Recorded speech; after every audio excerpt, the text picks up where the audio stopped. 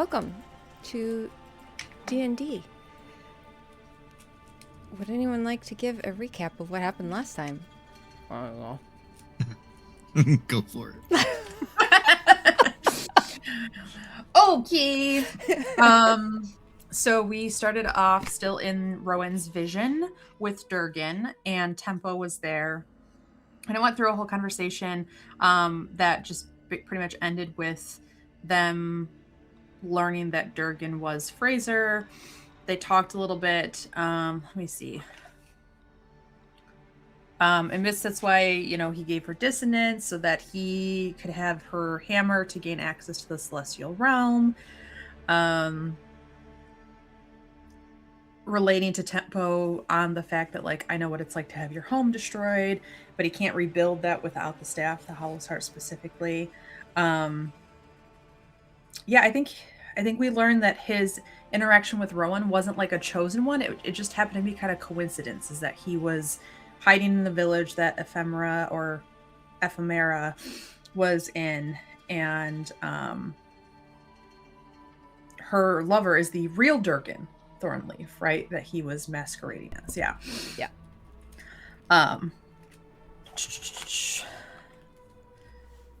Mom saw through the disguise since he had to kill her, but it wasn't the plan. I think they wake up and it just kind of turns into like a what the fuck sort of moment. I wanted to make sure I didn't miss any big lore drops in that, but we can always come back to it. I took a lot of fucking notes last session.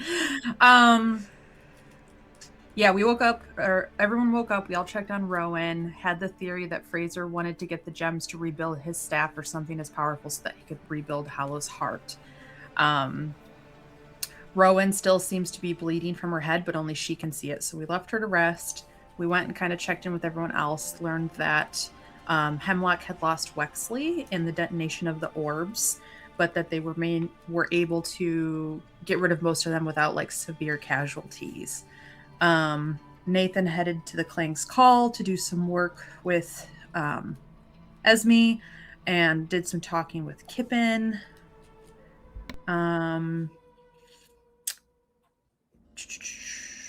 Rowan took a nap, but still sees herself covered in blood and a golden pulse of a mask. Nina did some planning of her own and had Nathan meet her in the ballroom, and basically her second brush with death was a wake-up call for her this time, and she ended up proposing, which they said yes. And yeah, Tempo identified some things. Nathan went down into the vault and found Pel's blanket fort, as well as some of the personal trinkets and stuff. Wanted to talk to Gulliver about some things. Chara tried connecting with Parsness. They talked about Ruby and what their future holds. Oh, God, so many notes. I think Rowan went to the house library and tried to find some stuff about Easgard, but I think she remembered that Nathan had already done that and she needed to go talk to him, more or less. That we've pretty much exhausted the manor resources in terms of research on that.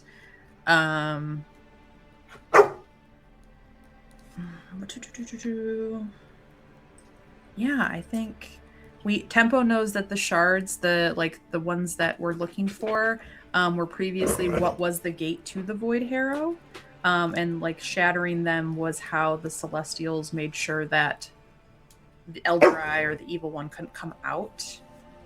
Pel offered to make the shard hide, and we weren't sure that was a good idea. We were going to give her something to test with, and the sneaky little sticky fingers ran off with it and nearly threw it into the scar. And that was where we ended, was us, well, Nathan specifically, catching up with her and lecturing her a little bit about just not thinking through things fully, how this could have actually gone very wrong until we knew more about what it was. But I think the rest of us kind of took some time to look at the scar while Nathan talked, and we headed back up to the manor. And I think the last thing that happened was Nathan reached out to Elia just to ask why she was so quiet. And she just reiterated what our plan was, or like questioned us again on what our plan was of getting her a body, which is one of the many side quests on our laundry list of things to do. So many things. So many. And yeah, I think that was it. That's 1, 2, 3, 4, 5, 6, 7 pages. Of notes. Wow. Handwritten? Handwritten. Nice. It's pretty chicken scratchy, so it's not like perfect, but it's still I a lot. love it. I love it. Written in Okay. your own code and Yeah. yeah, shorthand. That's what I'm looking for. Nope. Well done. Well done. Inspiration to you if you need it. Thank you. Okay. Let's see. So, it is... Whoopsie daisy. Let me log back into my calendar here so I can tell you what the day is. Fantasy world wise. It is the 18th of Nightall, or the drawing down. Okay. It is late at night. You all have, for the most part, returned to the manor.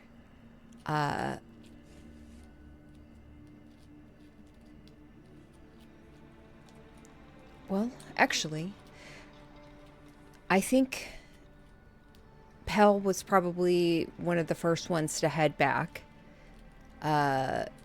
Nina, you were there with Tempo and Rowan talking to Kosek about the scar. And I guess that would be the next question is, as you all stand there,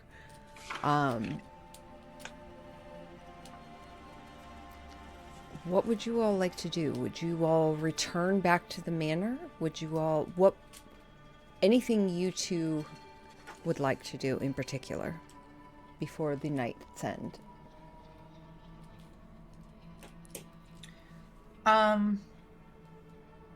I think once Pell leaves, I would turn to Cusack. Has anyone been throwing things in here while we've been gone? Not that I'm aware of. Of course, there's always teenagers that... Right, the kids, but Yes. I guess that's why I'm wondering why she got the impression that she could. Because I like kicked the dirt across it, and I think I remember when this first happened, we saw that it like skittered through, and that's how we could tell it was like an illusion. But the idea that something could be thrown in, does that happen if I pick up a larger rock and toss it? So, probably didn't explain it well enough. When you kicked the dirt across and that dust and dirt kind of scattered across it, it scattered, and the dust cloud that normally would have gone up actually drifted down went into down. it. And it Okay. kind of, a soft amount went across the top, but pieces kind of drifted down Interesting. into Okay. it. Okay. Well, that can't be good.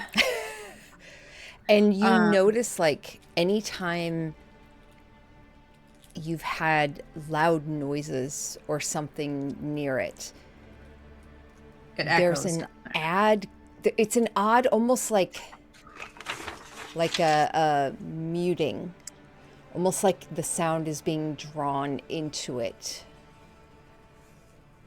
Okay.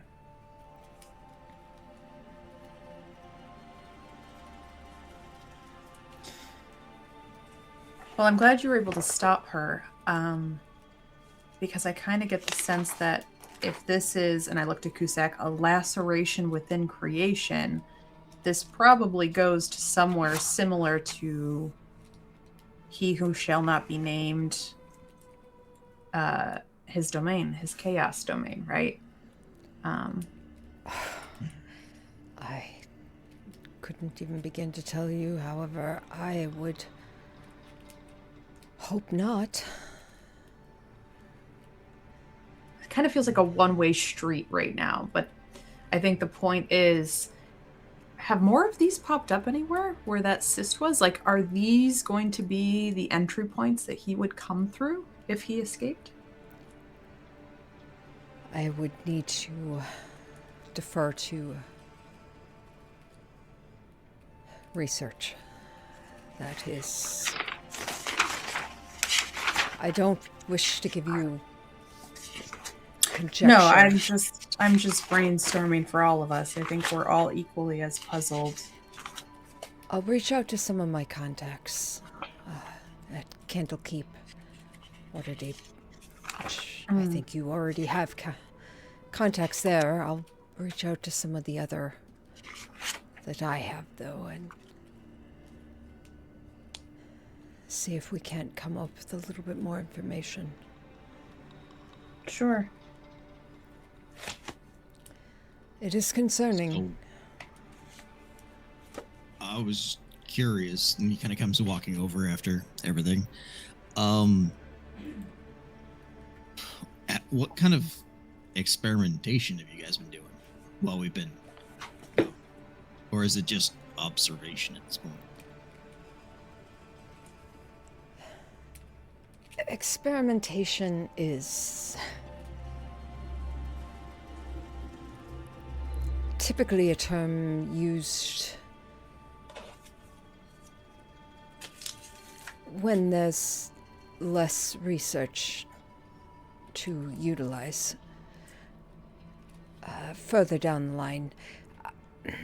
And I don't mean that to come off as snobbish. More, you study something from afar, something this dangerous. So none. None. You could just say none. Yeah, it's real easy. I don't want you to think I've been sitting here doing nothing. It feels like you're judging me at the moment, which is perfectly fair. I am a man used to quite a lot of judgment, and I don't really... Look, we just hit things really hard. That's kind of our forte. We'll leave the research process to you. No judgment. Appreciate it. Yep, we'll do that and let you figure out that whole chip on your shoulder thing. Do you see he briefly looks at her shoulder for a moment before he looks up at Pluma, and Pluma's like, she just looks away. Yeah. Just looks away the opposite direction. Has Kippen been over here? The artificer who works out of the Clang Skull? Has she shown any interest in it? Are you aware? Yes, she was here, a few days ago, I believe. She was offering some information of what she knew about it, and her expertise to my notes. Okay, good. I was gonna suggest that she's got quite the brain on her as well. Yes, quite the brain. What did she bring to you as far as information goes? Mostly, she seems to have quite a bit of experience in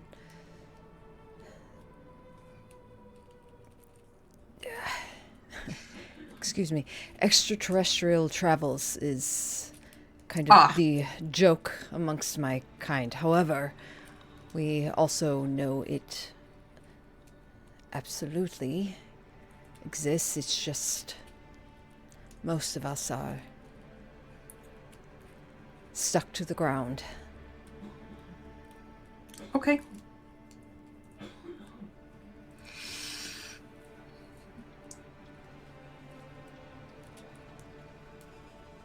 Nathan kind of like leans over to you, Nina, I guess, and goes, "See, you're not most of us."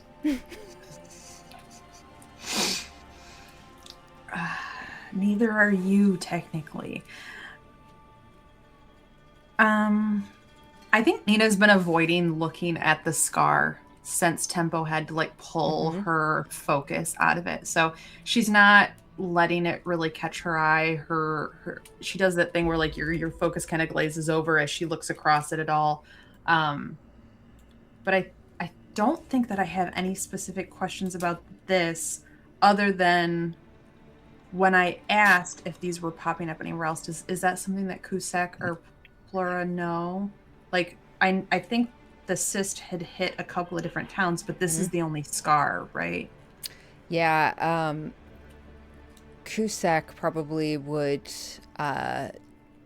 freely share with you all that, as far as you know, this is the only scar he's come across. Okay. Certainly seeing and ever hearing of.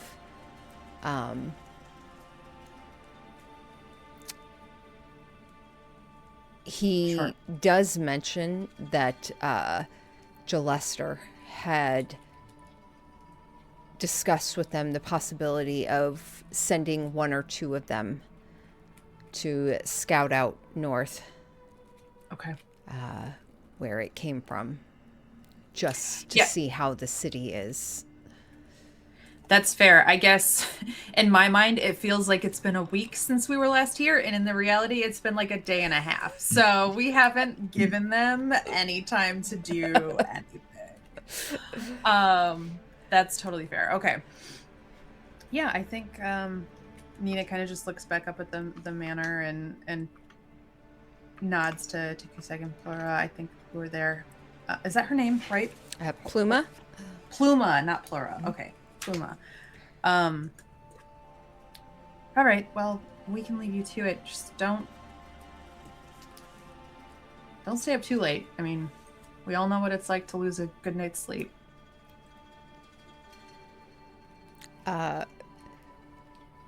Pluma, her eyes kind of slide towards you, and she nods her head.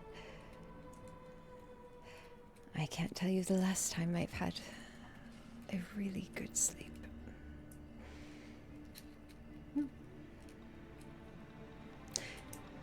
Well, if it's due to accommodations, we've got some really comfy beds at the manor. I know you're put up at the inn, but if that's the issue, just let us know. Our accommodations are perfect. No issues. No paintings that you've been sucked into or anything? Not today, no. Good. We'll keep a better Nina eye out there.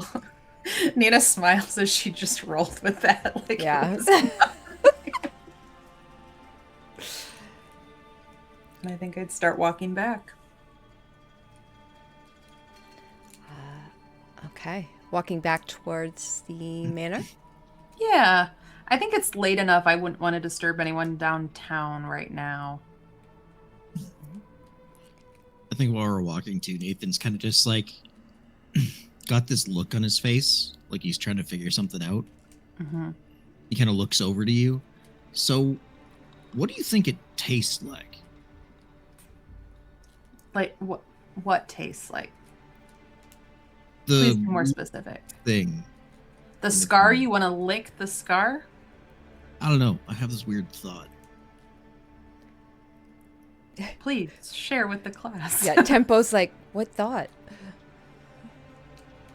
What does it taste like? Like, people think cloud just tastes like, water or marshmallows, which probably water, but I mean, do you want to go back and lick it? We're not that far away. not in particularly. No, I feel like that's gonna, kill me. But nonetheless, it's still a curiosity thought. Rowan's like, that's not a good idea. You just, yelled at the kid in front of a whole bunch of people for wanting to throw something in there. You going on your hands and knees to lick it. I just, Again, thought, not a actual action.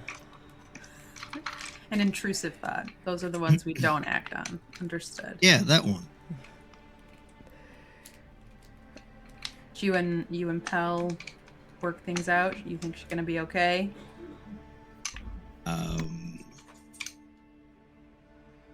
To be determined, I guess. I don't think anything was worked out. I think it was more talked at, would be the best way to put that. Mm-hmm. From my end. I think an actual conversation with her would be useful. And if I'm being honest, I could probably use a little help. Okay. All of us? If wanted, I guess. Yeah. Mainly, I want your help, not to offend anybody, but... Okay. I mean, I think our intentions were good in wanting to include her, but I do think some of the harshness was because we're afraid, because she is still a child and her safety falls pretty squarely on our shoulders. But that being said, I think we were all that age once and we just wanted to be of help. I don't think if I were in Pell's shoes, I would be content to sit and play games in a big house and wait for the world to end either. So, see, I think it's kind of why I need help. Because I don't remember being that age. Well, that was a really long time for you, so... No, I mean, I don't remember being that age because I was reborn this age with no memory. I know, I'm giving you a hard time. Oh, yeah, right. So that's what they look like. All right, anyways. So you don't actually have parents? None Tempo that says. I remember. No. At some point, I was a normal mortal being that died in some kind of way, and I got reborn. I think, and Nina's just kind of thinking about the reading she's been doing, I think the term is more like reincarnated, right? Like you're coming back into something, not something new. I don't know. Magic is weird, but... Yeah. Some people come back as babies, some people come back as full-grown adults. It's not the same process for those two. They are very different processes. Right. Some people get hit by a truck. No, anyways. What's a truck? Nina's nosebleeds. No. Okay, well, look, it's winter solstice coming up. I mean, I think as far as Pell goes, I think if we just maybe express to her how important it is keeping Westbridge safe, and I kind of gesture to the scar, in our absence is, like, we've called in a Hemlock, but they're so hung up on this. Maybe, like, we explain that there are things here that we would want to do, whether it's checking in with the temple or checking in with all the craftsmen or whatever. And we give her a role in that, something that's safer, but something that makes her feel included. It'll be a little bit more adult, but maybe still something that's slightly more age appropriate than, I don't know, keeping very dangerous artifacts away from very dangerous people. It's not a bad idea. I mean, the only thoughts I've really had are just... She said that she just doesn't want to... She wants to help. I don't understand, I guess, her thought process in not realizing that giving us ideas on what to do is helpful. So I guess I just don't know where her head's at. Yeah, I think that's the impatience of youth, which again, you didn't have. So um, that instant gratification is what she's looking for. She wants the thrill of it, not the passive. And I gotta ask her not to destroy the library books anymore. What? Does anybody know mending? Mm, Mm, I don't think we do. I don't think so. Isn't Okay. that what your little needle thing does? Kind of. I don't think he works on books though. And that's Stitch. Stitch, sorry. I wanted to make sure. I thought Rowan had it, but no. No, she has light. That's the utility one that I was thinking of for her. Yeah. Why is she? Are apparently- you sure she's destroying books? Pell loves books. She reads to, what's his face? Corbett. Oh my god, I need a good night's sleep. I'm exhausted. We'll get you there. Yeah, no, as per Gulliver, apparently somebody's tearing books apart. So, And he named Pell? in his own way, yeah. What does that mean? He calls her a little hellion. Rowan kind of like snorts a bit. I mean, okay. Not wrong. Yeah, All right. So, got to deal with that problem. Well, okay. When I was a preteen girl and I got yelled at, I pretty much just wanted to hang out in my room alone and throw my own little temper tantrum. So I bet you we leave her be for a little bit, maybe come back in the morning. Try a different approach then. Provided that we know that she is safe and sound in the manor and not off defacing public property or something. Which is probably what Liam did when he was a boy. Right. So, which one are we expecting her to do? That's an excellent question. She's got a little bit more Liam in her than she does me, unfortunately. Well, then he pulls the book from his journey book out from his pocket. Let's gotta go to the pages, and he just writes in like, "Hey, when you're ready, I would like to have a conversation with you, if that's all right, please."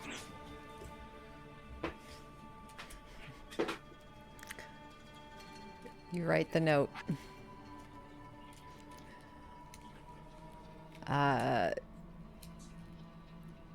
If you were waiting to see if you get a response, you do not. As you Steve continue just on. pockets it. Yeah. Yeah. You all continue marching towards the manor. You eventually get there, and you feel as you start to crest the steps up to the front door, a breeze pushing through. It's been chilly. This feels like a moisture that is cooled and fresh. Just without even making you roll in nature, it feels like snow is coming. As you kind of look out to the darkness, the sky is clear, but for off in the distance where clouds are starting to kind of slowly drift over. And you all make your way inside behind the walls of the mansion or the manor, and each of you to whatever rooms you so choose, where the fireplaces are being tended to, and are keeping your rooms warm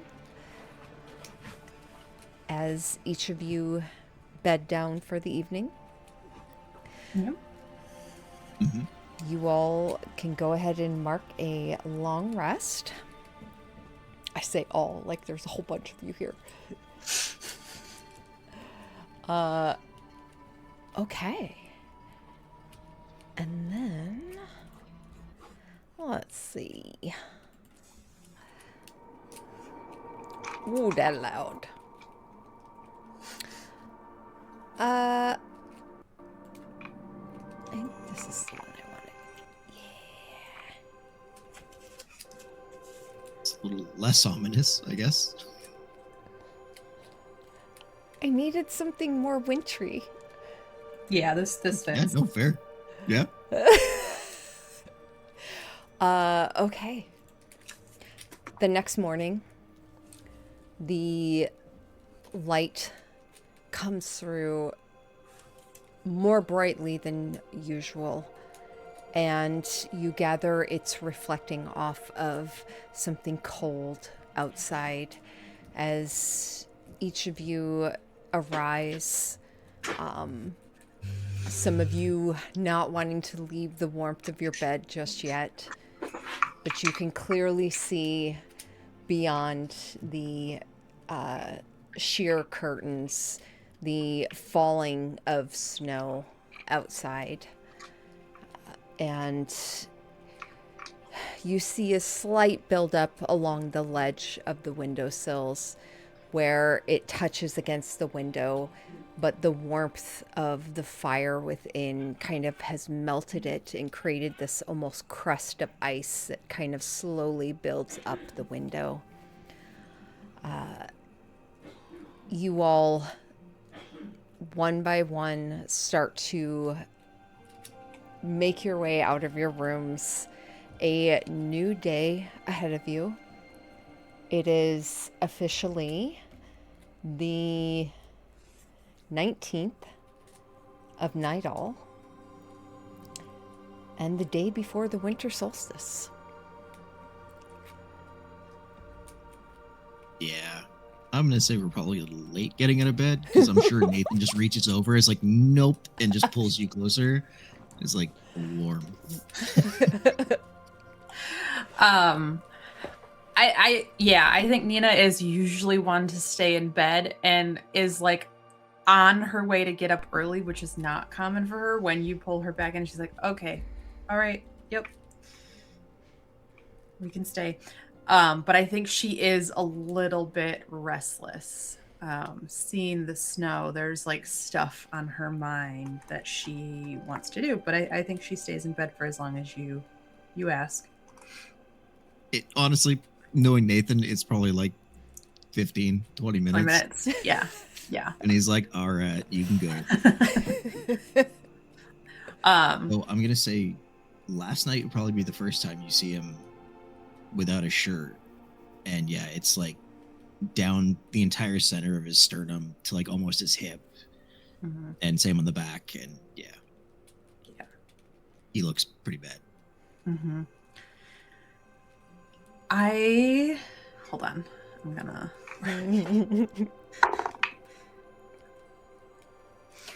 With a 24 deception, I think Nina hides the worry in her face. And just kind of gives you a quick kiss. And she's like, okay, I have some stuff I want to do around town, but I will be back. Well, maybe breakfast first, then stuff, and then maybe Pal, unless you have a different order of things.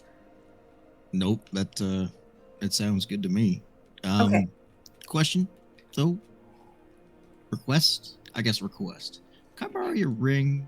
That one, he points to the one you made. Only if I can borrow Stitch for the day.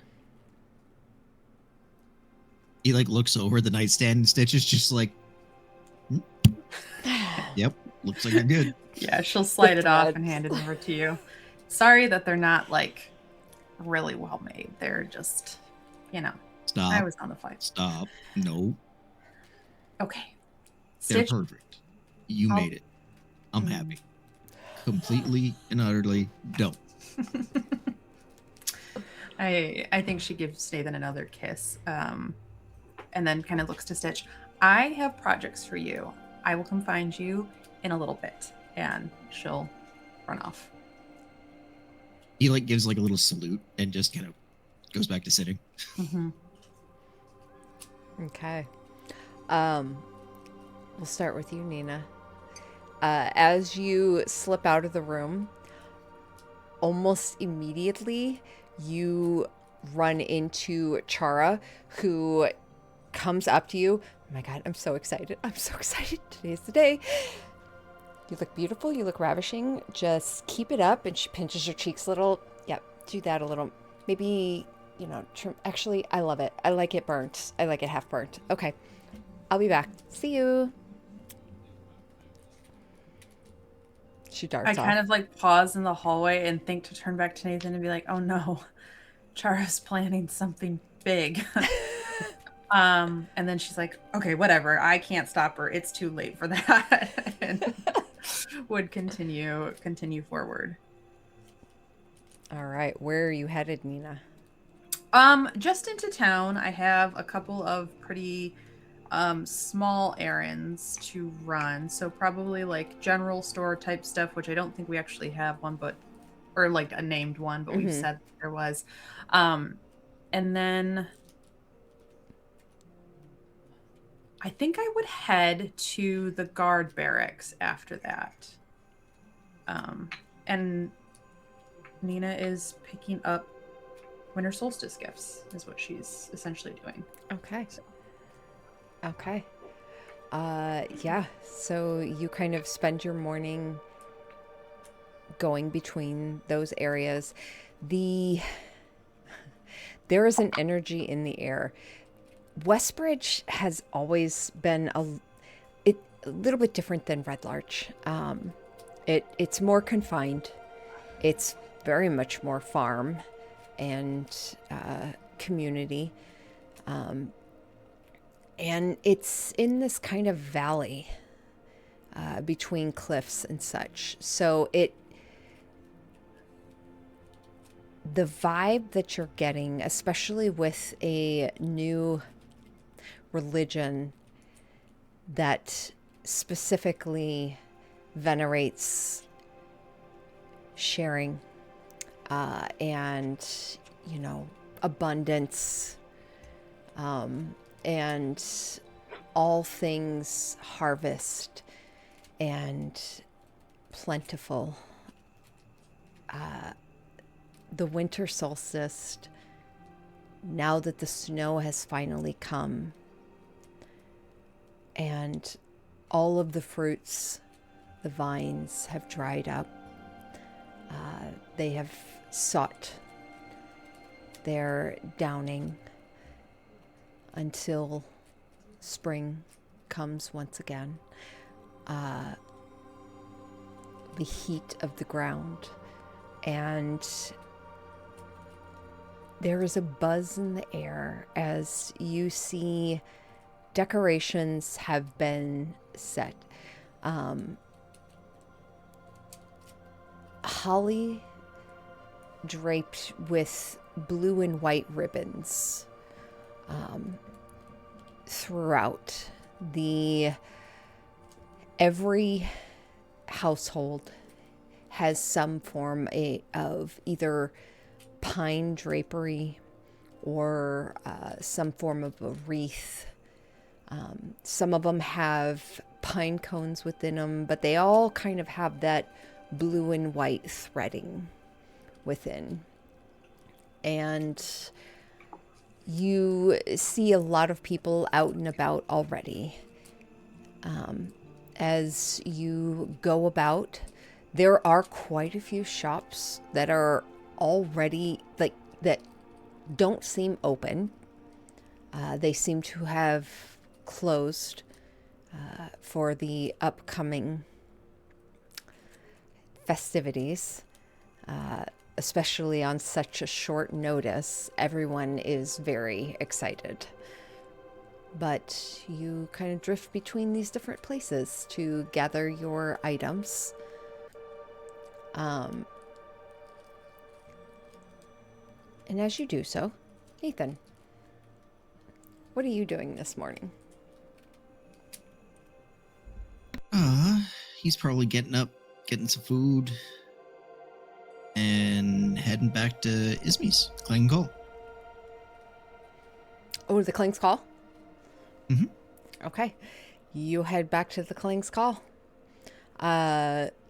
Same thing. It is chilly. The snow is falling. You hear the crunch of snow beneath every step you make. There's probably about less than an inch. It's a gentle snow right now that is just kind of slowly gathering. But you make your way to the Klang's Call. And you step inside. You see the forge is blazing. You see Esme standing there at the forge, and you hear the steady beat of her hammer. She looks over to you briefly. Welcome back. Thank you. Do you need anything? What do you need now? Just working. If I can borrow the space a little bit for a minute or two. Of course. Thank you. And he'll go get the other ring he was working on. And then he'll take the one that Nina gave him, and giving that it was kind of like a molten gold, essentially. There's probably like some parts that kind of poke out, I guess, on one side where it protruded. And he'll kind of move them slightly so they weave in to the other one so the rings kind of fit together. Nice. And then, yeah, he'll kind of take it and give it back to Kippen because she was the one working on adding the storage for it. I don't know if she's finished or not. I guess he'll walk over and ask her. Yeah, you see her. She, as soon as she hears your voice, her head kind of like peeks around the corner. Morn. You're back again. Yeah. Yeah, I am. Why this time? Adjustments? Really? Adjustments. That's about it. Okay. All right. Were you able to finish this yet, or do you still need it? Out of curiosity. Which one? This one or this one? This ring, and add in the spell ability to it to hold them. I'm still working on it. Right. Okay, no Can worries. I borrow that one? And she points to your other ring. Like the one I'm wearing? Yeah. It'll help me. There's clearly, like, you asked me. I did. And he pulls it off and hands it to her. Good. Thank you. She takes both And rings. you understand that's literally the most important thing on this God-given existence other than one person, right? No, what? I thought it was just, like, keeping you shielded and shit. No, I mean, there's, like, you're something not talking in about here. my wedding ring. Oh, no, I have that one right here. The other one you just... I meant this one that I'm wearing. And he, Oh. like, gestures to the other matching, like, the gold one that Nina gave him. Oh, Kibben's asking after the mind shielding ring. Yeah. Oh, okay. And he goes to his other hand. Okay, here you go. Thank you. God. That one I care a lot less about. Just give me a few minutes. Jeez. She walks over and she puts both of them, tightens them in things, and you kind of see her studying each of them. You, Nathan, you hear a loud metallic clatter that immediately follows her kind of pulling some magnifying glass. And you hear loud cursing behind you, and you hear, Kipping, goddamn, how many times have I told you not to leave your magnets lying around the forge? And you kind of look around the corner and you see Esme is like tugging with all of her might on the hilt of a sword whose blade is stuck fast to this like metallic square, a large one that's right next to the forge. You kind of glance back. Kippin's fully invested in what she's doing. And I think Nathan will go help her. Yeah. And he kind of walks over and, don't pull, like slide. And he like slides it.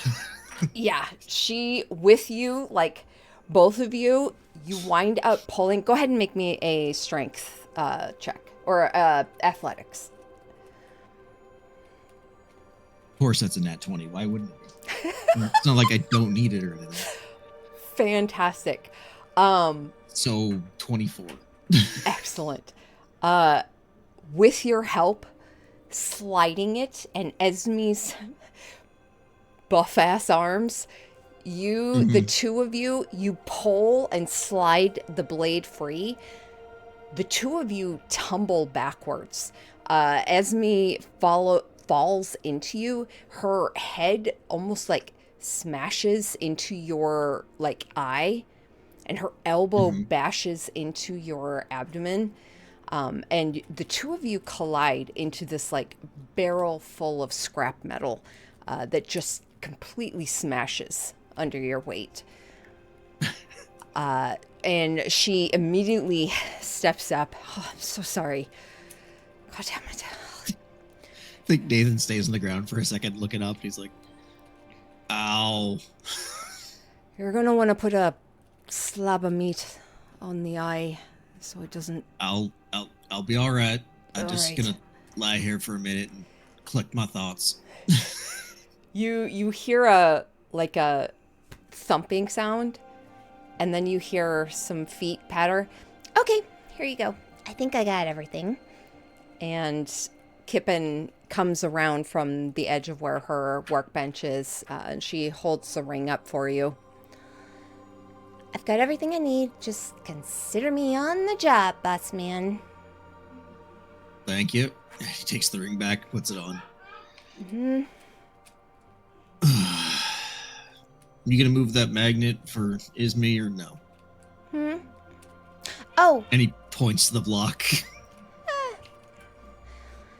yeah. You can't lift it, can you? You can go away now. I'm really busy. All right. He like rolls over and gets up and leaves. Yeah. You. Iconic behavior, Kippin. You can go away now. You exit. Where do you go next? So she gave me back the ring of mind shielding. Yep. Still has the other ring. Yep. Because she's working on it. Okay. Or if you don't have anywhere in particular, we can say you wind up actually crossing paths with Nina. Which I think makes Because sense they- because I think Nina is going to check on Kippin after Yeah. the guardhouse. Yeah. Okay. So as you're kind of walking out and starting to head down the road south, you see Nina heading towards you. Gives a And smile. I've got like a You gonna- tote bag of like packages wrapped in like brown paper so you can't tell what's inside of them. He like just waves. And he First, kind of points behind him at the shop before you get close. Turns around and walks in before you get there. first thing you notice, Nina, he has what looks like a quickly blackening eye, Mm-hmm. Mm-hmm. a split lip. If he says anything to you, his voice sounds a little hoarse, and you notice some bruising around his neck. Jesus. Okay. And the most notable thing as you get closer to him, he has 6 puncture wounds around the outside of his face.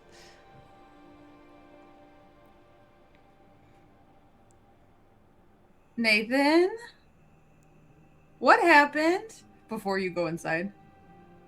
He stops. Tell you when you get here. And he kind of opens the door. Keep it!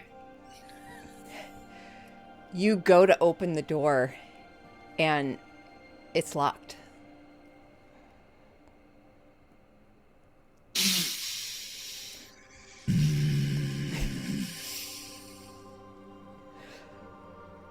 Well, he lets go and turns around and waits. Yeah. As you kind of turn around and wait, you feel that tightening of that skin around your face. Ow. You kind of stretch a bit and you feel the muscles of your back straining, complaining of soreness, and your abdomen just feels bruised as shit. I will move up quickly and noticing this. Why do you have bite marks on your face? And you look Wait, like you've what been now? strangled. What happened? I've been gone for like an hour. And I'm gonna cast Look, an a elbow first to the level- face. I didn't. Wait, what? Yeah, I'm gonna cast a first level cure wounds to see if it helps at all. That's just my gift of the metallic dragon feature. Yeah. Does it heal him? Yeah. Immediately, some of the puncture wounds, you start to see the blood thickens and coagulates, and it closes off, starts to immediately scab over. I guess he reaches up and he's like, bite mark what now? And just touching his face. Is there a window on any of the buildings? A pane? Probably on the second floor, Okay. where the side of the building and the bedroom is.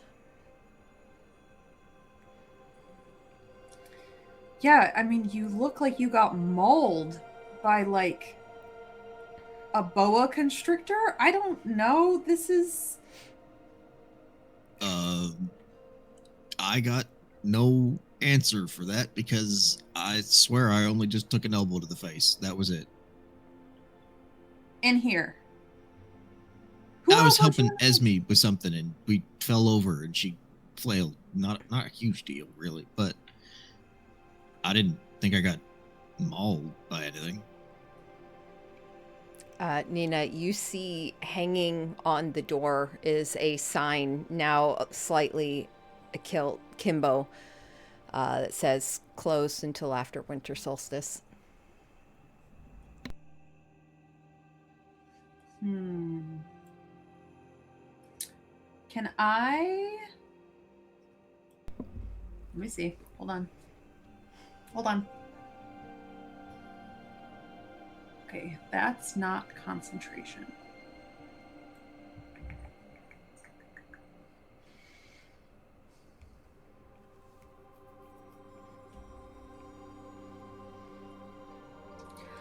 Above table, I'm worried that there's something invisible in there that actually did something bad. I also am not fully trusting of Kippen, and I think she's up to some shit. Hold on.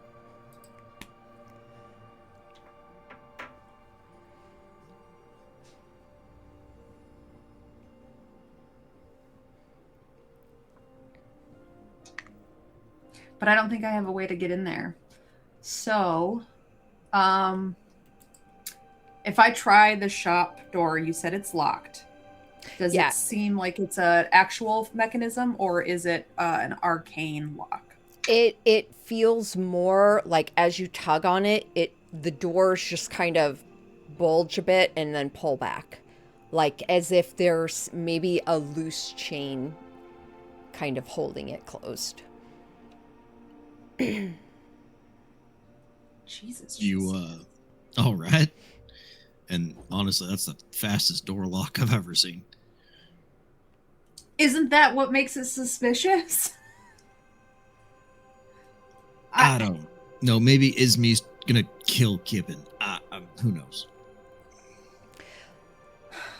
Like, you're able to pull it open enough to where it like has enough give that you can kind of see probably about like maybe 2 inches within. Okay, perfect. That's all I need, because Nina will the dragon eyes go to the lizard, or her eyes go to her dragon eyes again, and one of them just projects forward, and I will cast Arcane Eye through this Oh. Door. It can't go through solid objects, but it can go through an inch of space, and it's invisible. So it just disappears into the it's what Tempo does when she's scouting. But it's one of my new draconic spells. So nice. I will project it in there and just want to look around and see, where is Kippen? Where is Esme? Is there anything weird? It cannot see invisibility, but it is invisible.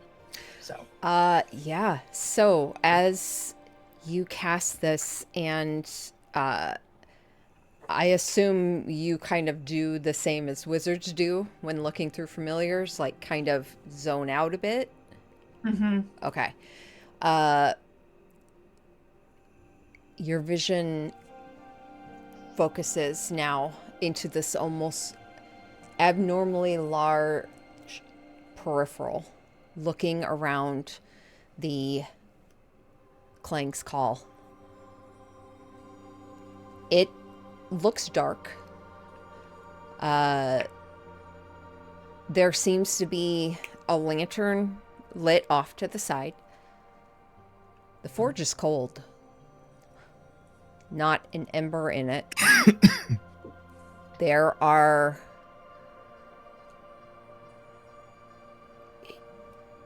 it looks like everything's put up nicely in a proper place.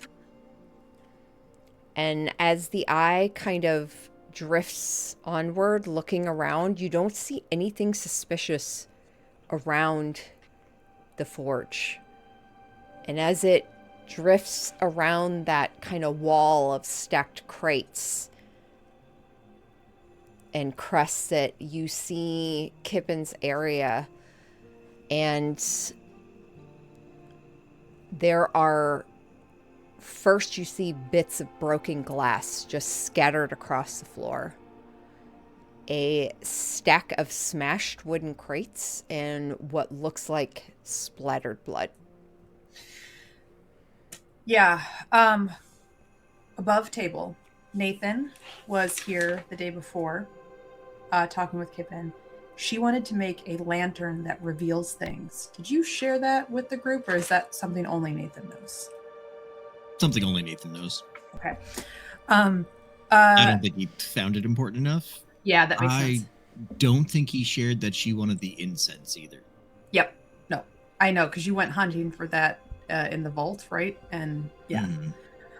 No big deal. I just wanted to gauge how Nina would react to this, but she just goes, something's really, really wrong. She'll kind of snap to. Her eyes stop glowing. They shift back into her normal golden ones. It's dark. There's just this weird lantern in there, but I mean, it kind of looks like a normal lantern, but it feels off. No one's in there. The forge is cold. Did you just come from there? Were they inside? I just walked out of there. Forge was on. Lantern. Kippen said something about working on a lantern that would reveal things. I don't know. Well, it revealed to me broken glass and blood. Okay. Did you see what's holding this door closed? Did I look? You would have seen a simple chain wrapped through the door handles, and like a very basic lock hanging from it. It's just chained shut with a padlock. Okay, he just turns, pulls life, and just blasts the chain off the other side of the door. Okay. Yeah. Loud, echoing shots burst across a very vibrant, jovial scene as you hear a couple gasps. You even hear someone cry out momentarily. A couple people kind of pause, looking at all of you. They see that it's you, and then they kind of give nods and move on, continually kind of looking back. Curious, obviously, but also knowing the last time that you all are involved in something, it killed a lot of people, and so they move on. Fair. Valid. So, yeah, you hear the sharp sounds, and you hear the clatter of metal against the ground. And one of the doors just kind of swings just barely enough.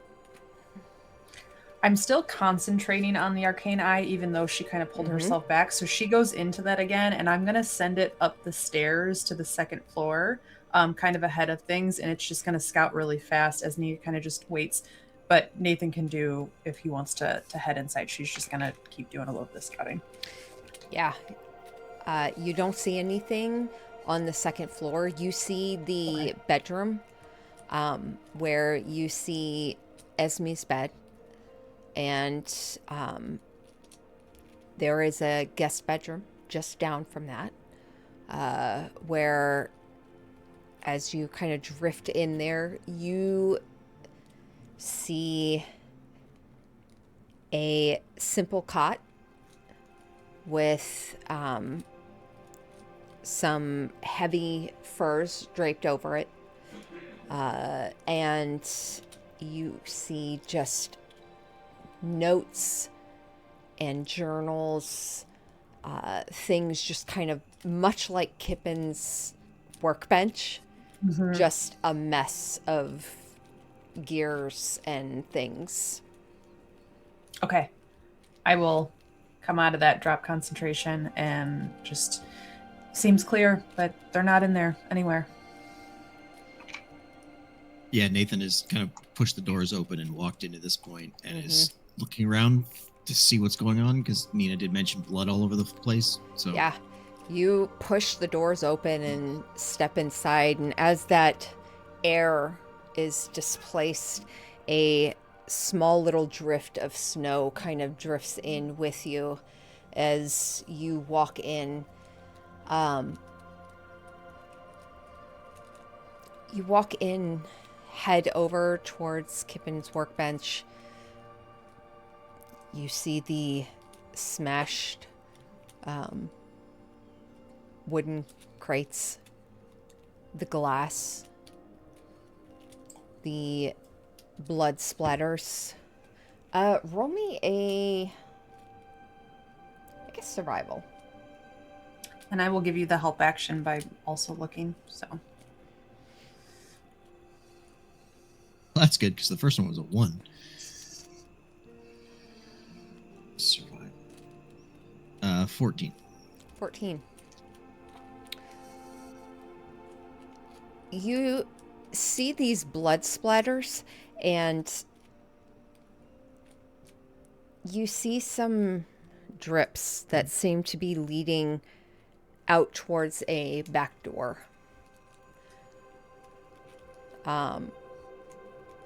Which, as you follow, you test it, and it's already partially opened.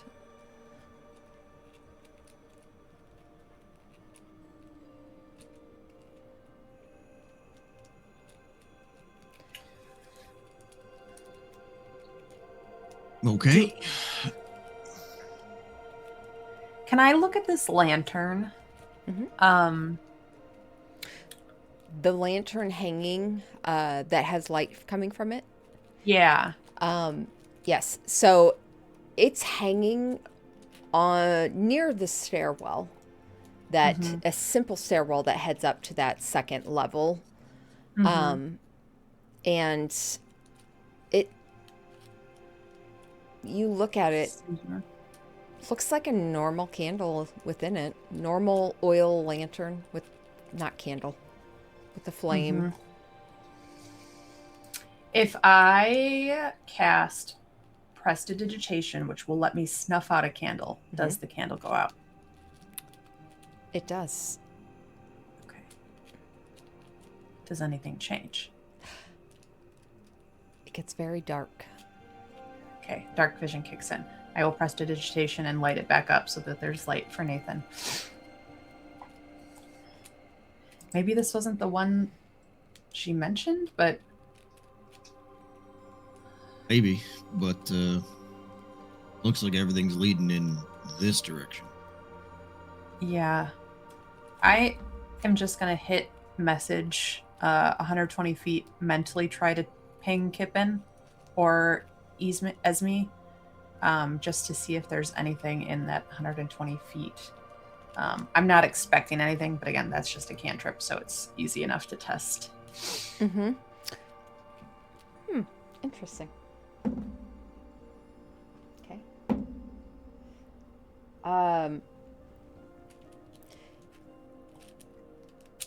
Kippen doesn't respond to you. Well, what do you say?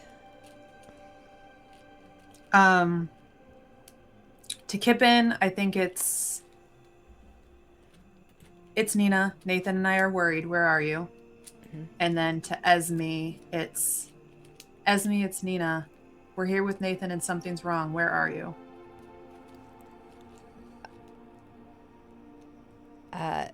Yeah, Kippen doesn't respond. You hear Esme. There's a pause before she responds. What do you mean something's wrong? The shop's closed up. What happened? Well, we just had it's a couple of messages because I've only got 25 words, but I will essentially say Nathan was just in there and you were both there. We turned around to go back in and it was locked. Kippen was gone. You were gone. Everything was closed. There was blood out the back door. Where are you?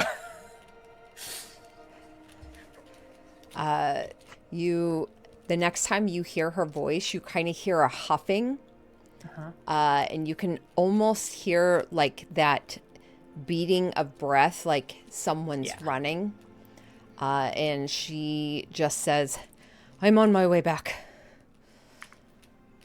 A few minutes. Turn to Nathan. Well, Kippen didn't answer, but Esme is coming back. She didn't tell me from where. She said just a couple minutes. But I was just in here. I know. Did I time skip? What the hell happened?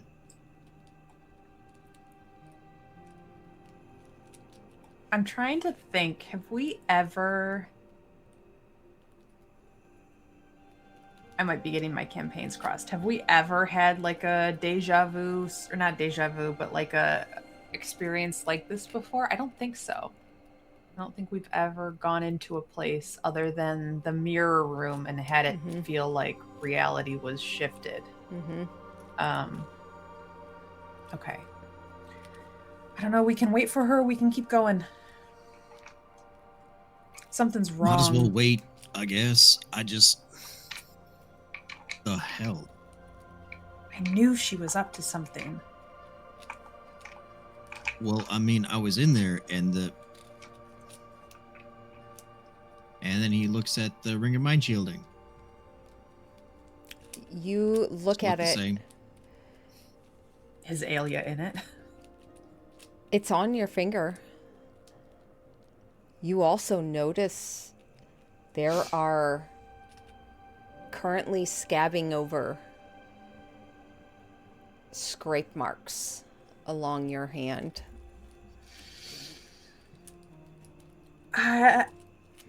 Liza knows what this monster is, I think. Okay. That's new. Ish. Kind of looks old, actually. But Anybody home in there?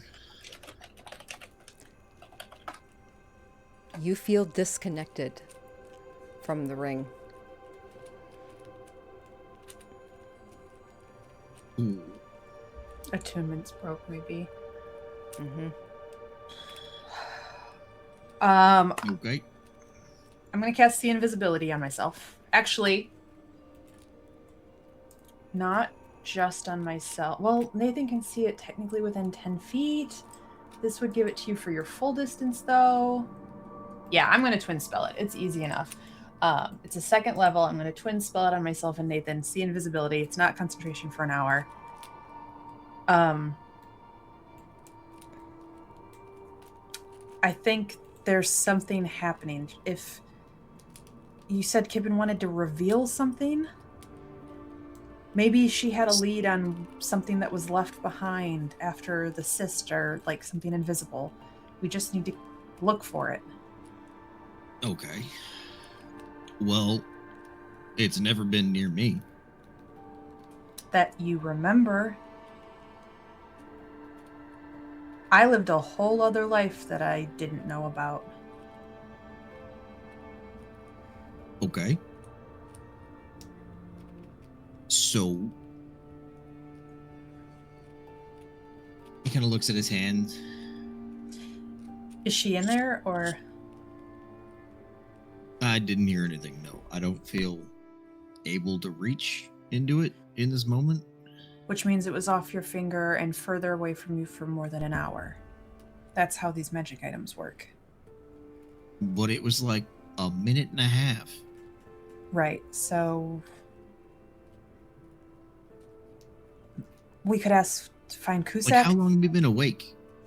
Like, am I missing time here, or? Can we, based on the sun, still normal amount of time since we woke up?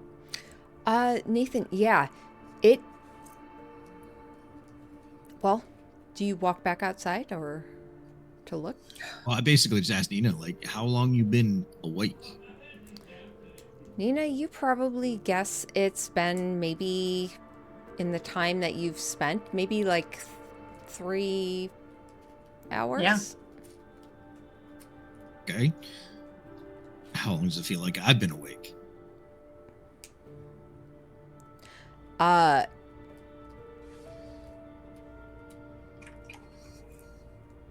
Feels about the same. You feel like you've been awake that long. Okay. Then I don't know what the hell. Okay, we can wait for Esme. We can try to find Cusack, ask about any time magic he might... Chronomancy's like a thing. It's not my thing.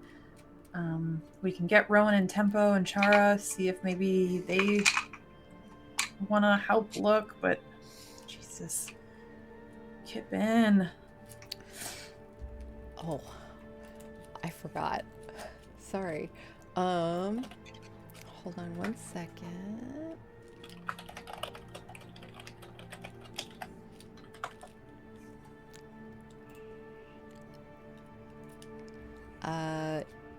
Nathan.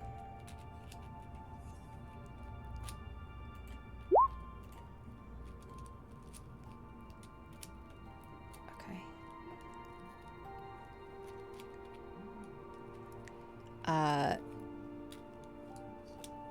You take 46 points of force damage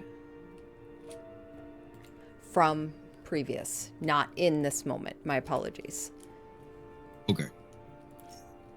That was what I like came back to witnessing, Yes. right? Like that was the damage that was Yes. in his. Okay. I'm gonna just roll the cure wounds. It was just 1d8 plus 5 to just mitigate a little bit of that I cast on him. So 11 healed back after that. Okay.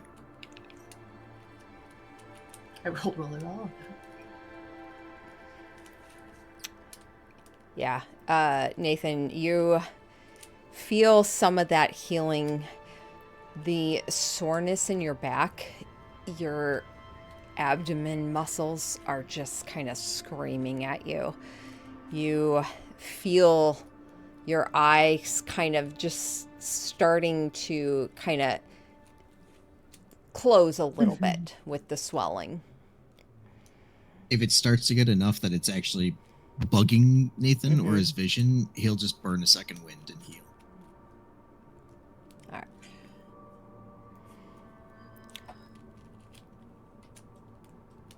right. It Nice. probably takes about 10 minutes for Esme to get there. If you all wish to wait.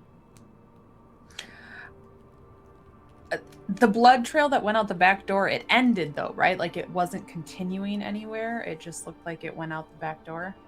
Looks like it went out the back door. Yeah. And just for reference, Nathan's back up to full health now. With second win?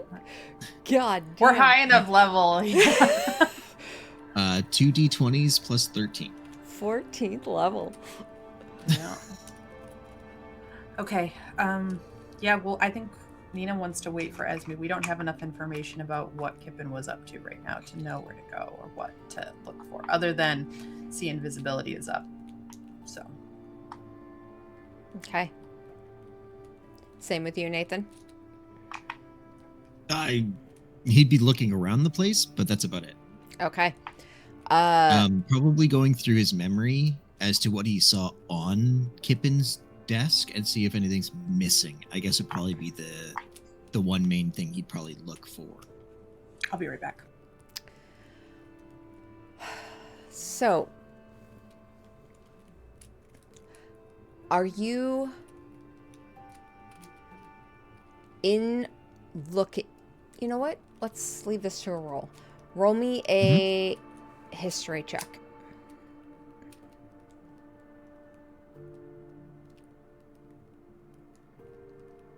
Just a straight 19. 19, that's pretty damn good. As you're looking at her desk, you suddenly have a thought. This wild, crazy thought. You don't even know why this thought's coming up. What am I comparing right now? Am I comparing this to the memory that I just saw? Mm-hmm. Or the memory of what I've seen her desk previously? Because when you start to think about what you previously saw when you were here less than 15 minutes ago,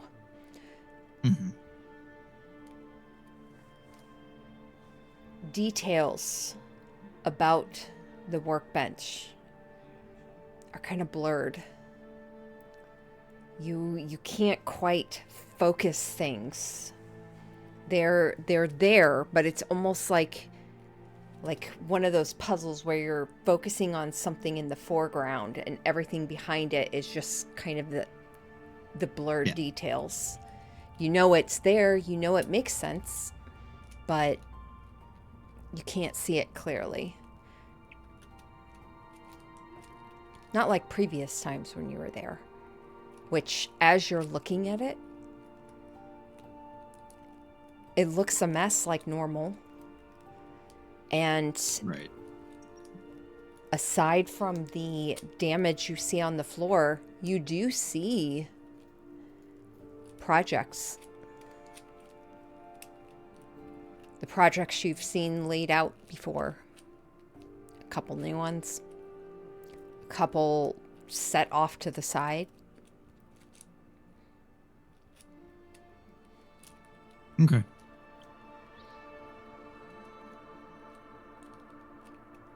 Hey, sweetheart, can you come over here for a second? Yeah, what's up? Are you able to look at this workbench for a second and just kind of tell me what you see? Because I am not able to clearly right now. I think I have a concussion.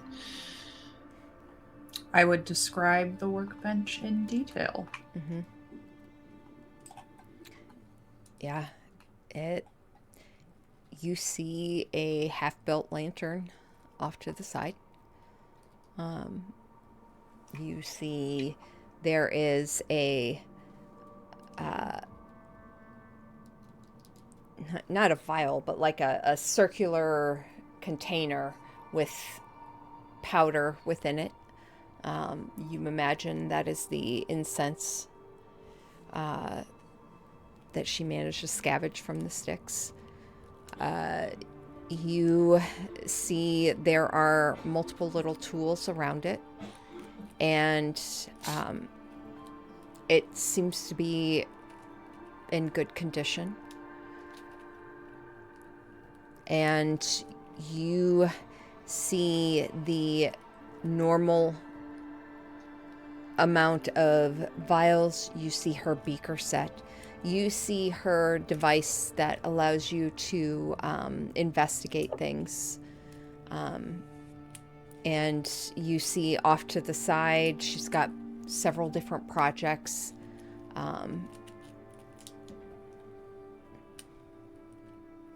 Looks normal, Nina.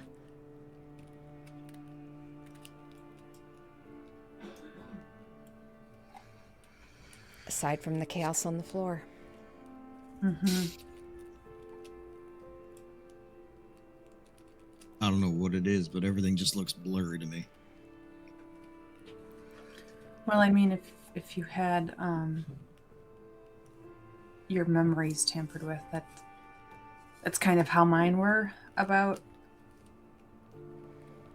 the other life, especially afterward. But we should Alright, then. wait for Esme. Just Yeah. figure Absolutely. out how long she's been gone.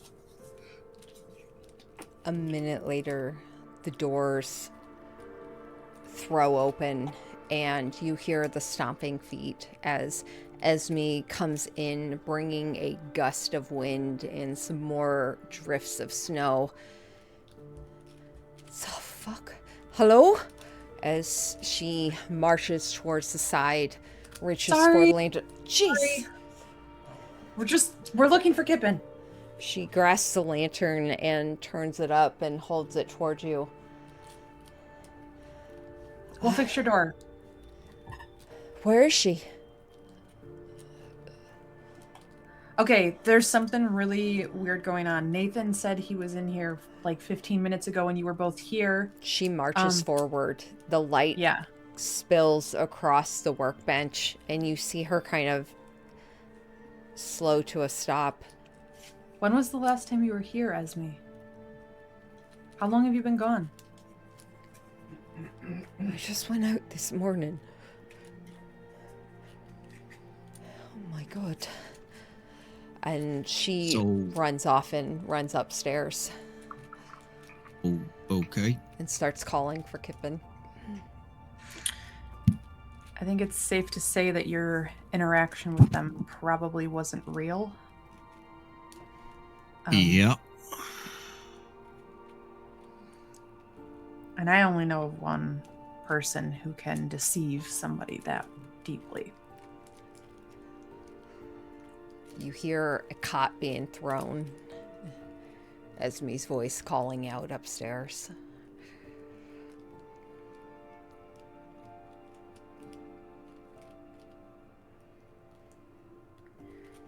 If Kippen was So we're looking into doing- something, Fraser might be trying to stop her from doing just that. If she didn't finish this lantern she was working on, it's because he didn't want her to.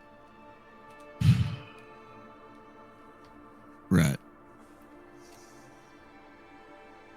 And especially after he got all up in Rowan and Tempo's head, he's moving things. His plan is either changing, he's expediting it, we're getting closer to the end game. Why am I not dead?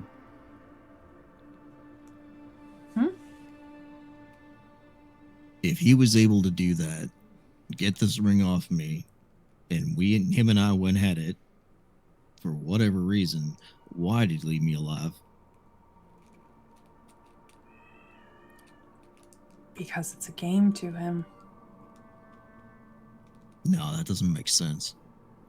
You don't leave one of the strongest pieces on the board out of everybody here. There's 5 of us alive. I think he needs Rowan, and you keep Rowan alive.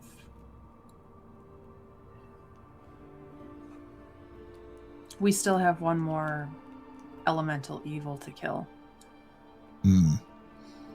I don't think he Something wants feels weird. a chance for her to go down in that.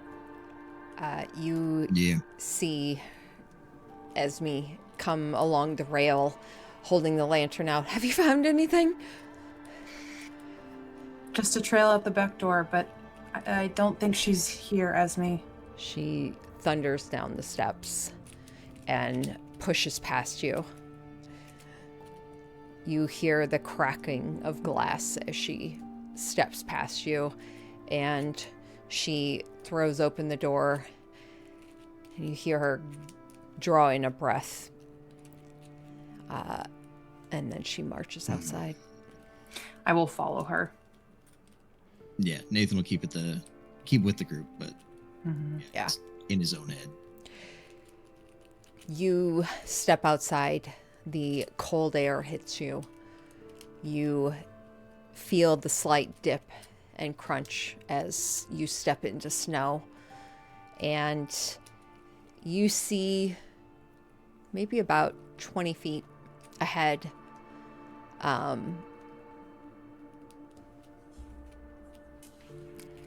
Knelt in the snow. Small form. Green hair, purple tips. And you see her back to you. And she has like this scooped handful of snow pressed against her arm. And there are like threads of melted snow and blood trickling down, dripping into the snow beneath where you see this jagged shard of glass. And she sits there unmoving as Esme drops the lantern and kind of does a circle and looks at her. Kippen? I'm running up too, so. Same. Yeah. As you kind of come around, she's sitting there kind of staring, unmoving, eyes locked on the snow, and there's as you kind of crest around, you see this bleeding scrape and a spreading bruise along her jawline, and her eyes kind of slowly lift to you, dazed, a little sluggish. And they land on you, Nathan. You look like shit. Really? I shouldn't. He reaches out and he'll give the 5 points of healing for lay on hands. Yeah, the blood kind of congeals. The scrape starts kind of healing.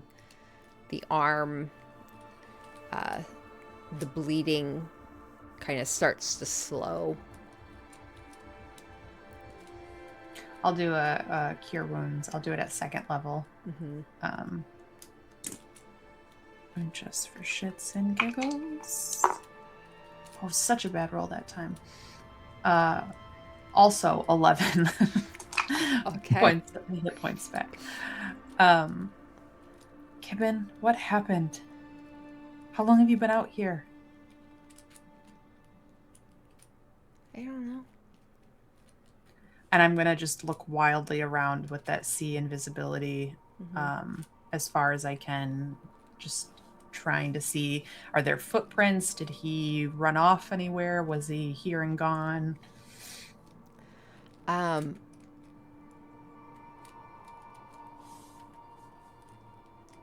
You don't see any footprints. Okay. Uh, not in the back.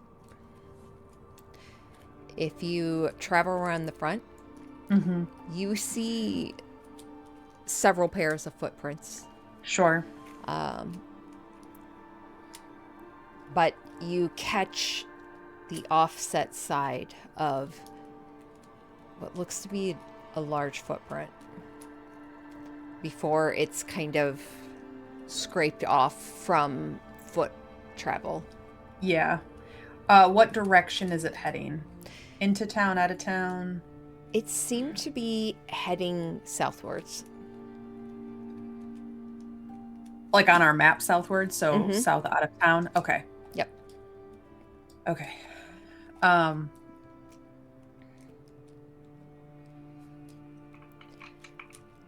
I think it's too far away.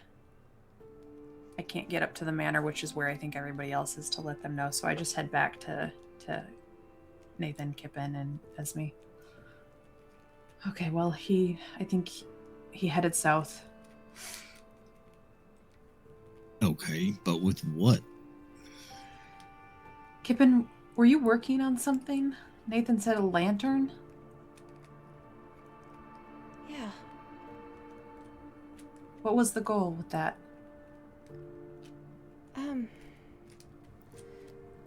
It's something. It can reveal things. It's supposed to show things that you can't normally see. Okay. I've only heard of it distantly. Torch of Revealing is what I've heard it's called. I wasn't having any luck until you got me the incense.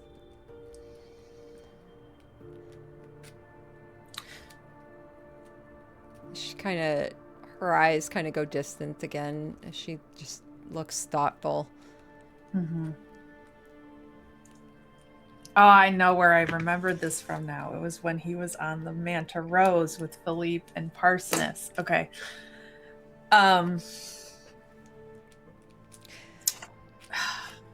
Bastard.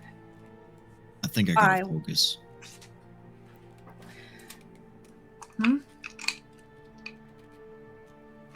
I need to figure out if somebody's still in here or not.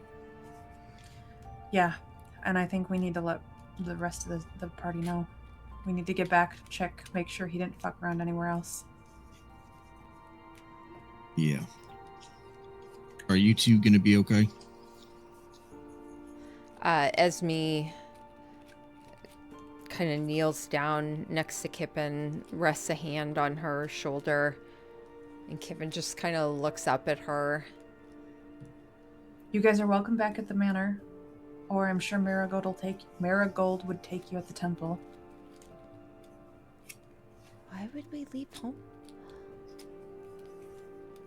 Just in case you wanted to be somewhere else. Why are we in the snow? Esme kind of pats her a bit. Mm-hmm. Come on. Kippen, I'm sorry, I have one more question. Did you ever interact with Durgan? Who?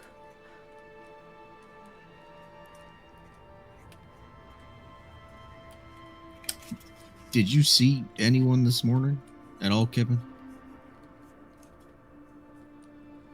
Like, do you remember meeting somebody, saying hi, doing work, anything at all? No, I came downstairs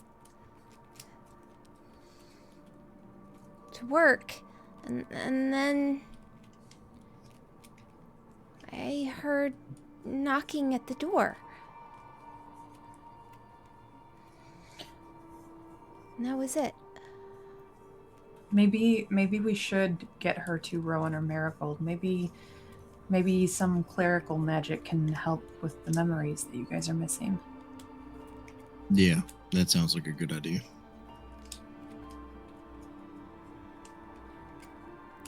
What happened to you?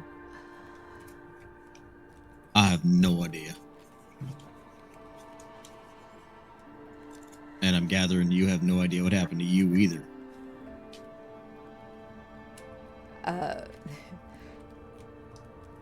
It's rare you see her look really uncertain. And she kind of ducks her head to the side and pulls herself up to her feet. Kind of looks at her hand a bit, drops the bloody snow from it, flings it, and she kind of shrugs Esme's hand off and heads back inside. Esme follows her in. What are the two of you doing? You might as well follow her, see if she remembers anything. Her brain is pretty unique, maybe. Maybe something.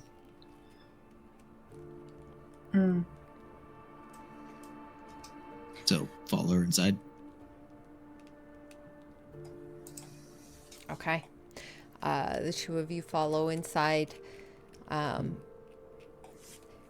Kippen kind of stops at the edge of her workbench, just kind of looking down at the mess on the floor as Esme kind of pauses a moment, steps around her, and goes to start lighting lanterns.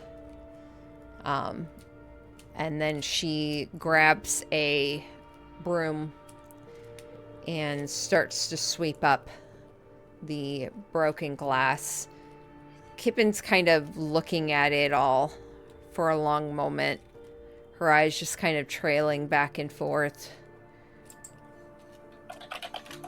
And she just kind of reaches over, rests a hand on a stack of like crates and like blankets and stuff, steadies herself before she reaches down and starts picking up some of the broken pieces and kind of sets them aside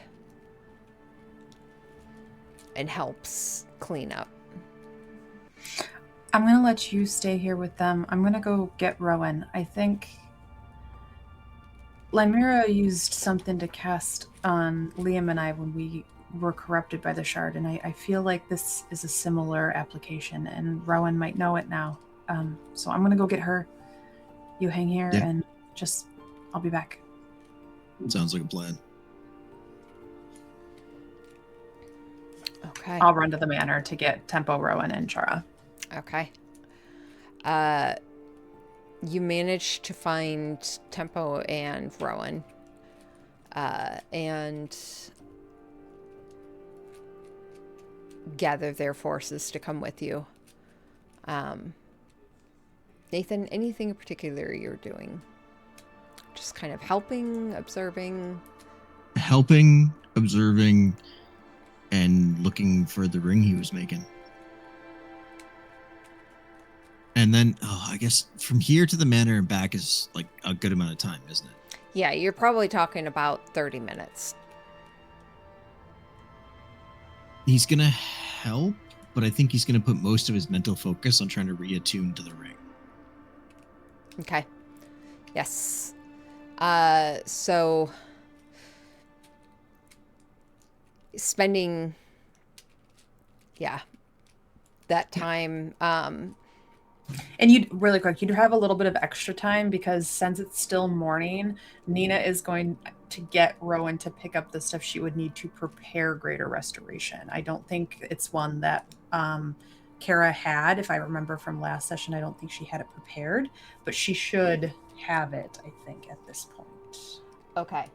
Like so the ability to. If that's the case, then she can spend time meditating to pull that spell in. Yeah. If you specifically ask that of her.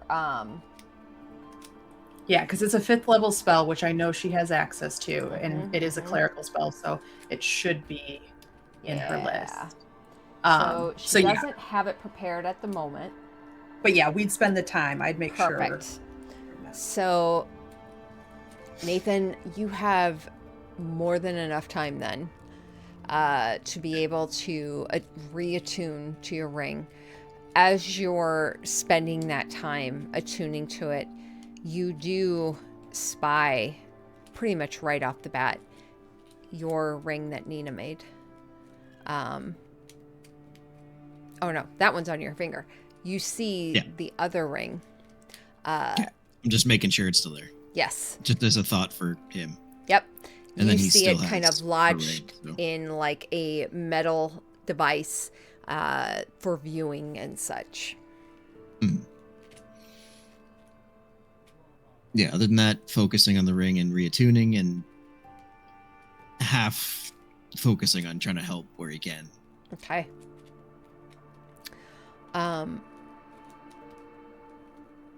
Yeah. By the time... So, an hour later, you attune back to that ring, and you feel almost like drawing in a sense of security, almost. It's odd because before this ring, before attuning to it, you've never had this sensation before, and when you had it, you didn't even realize that sensation was there. Right. Until this moment where there's such uncertainty and it suddenly comes on again. And you feel yourself reattuned to it.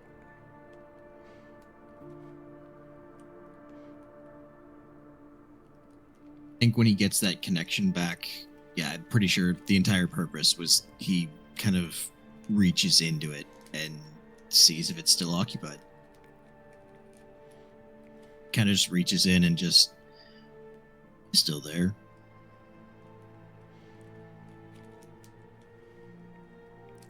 I thought you were going to be dead.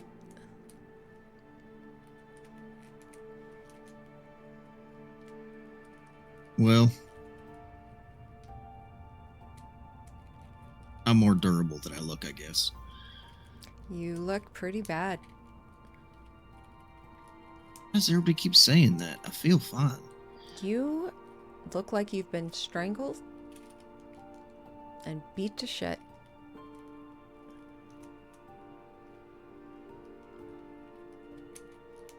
And I don't just mean physically.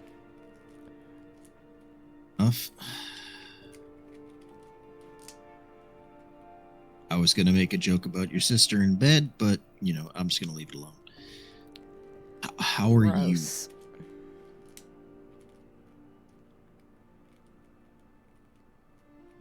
I'm still here. Were you, though? What happened for you? Because I have no idea what happened.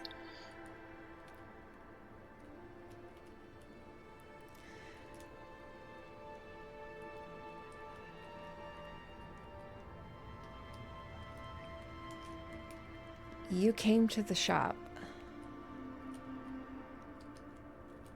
You walked in. It was dark. Except for a lantern. You walked over and you started talking to your friend.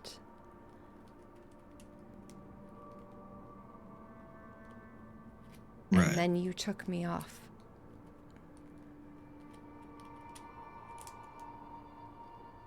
Yeah, for me, she asked for it. But after that moment, I got nothing. No, that's not true. I helped Ismay, who was here, with a sword and a magnet, got elbowed in the face, got the ring back, and walked out.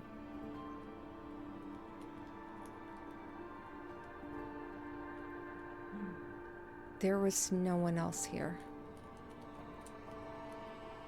Okay. Fuck. Alright. Which means you could see reality, and I couldn't. Word of advice, dipshit, don't take me off. Yep. Yep. Yep. That's my mistake. And on me. I'm sorry.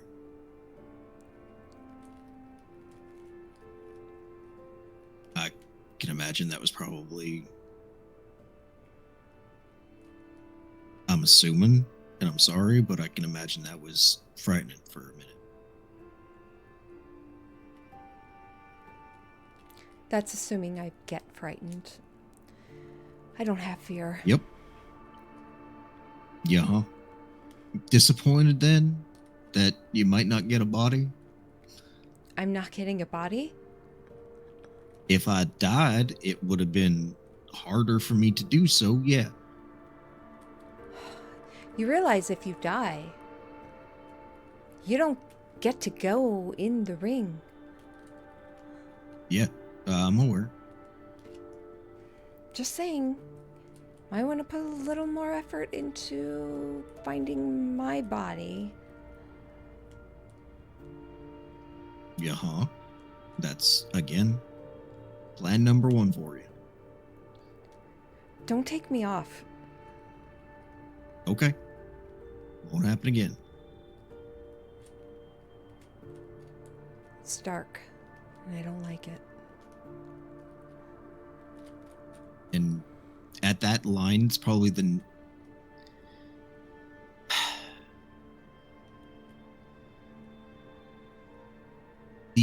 not kindest but most understanding tone Nathan has when he says that I understand and I'm sorry.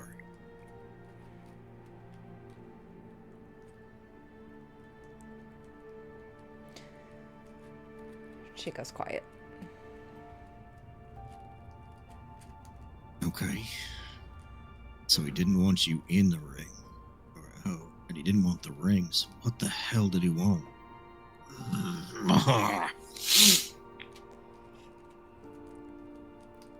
Above And he'll table. just wait for everybody to come back. Yeah.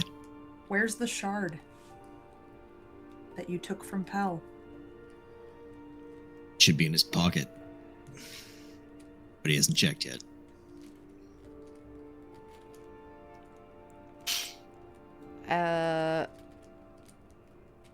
As probably a good 2 hours pass before Nina, Rowan, and Tempo arrive back.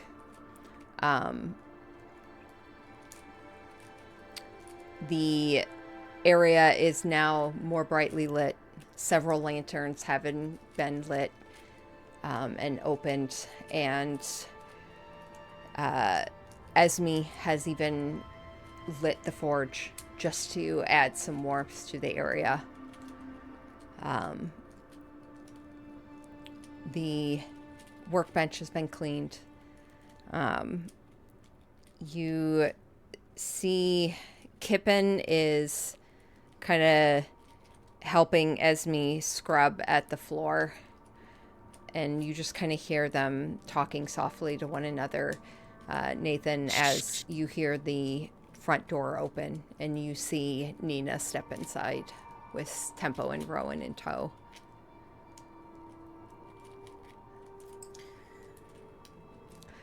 All right. Sorry it took so long. I was helping Rowan get the things that she needed. Everyone okay? God, you look like shit.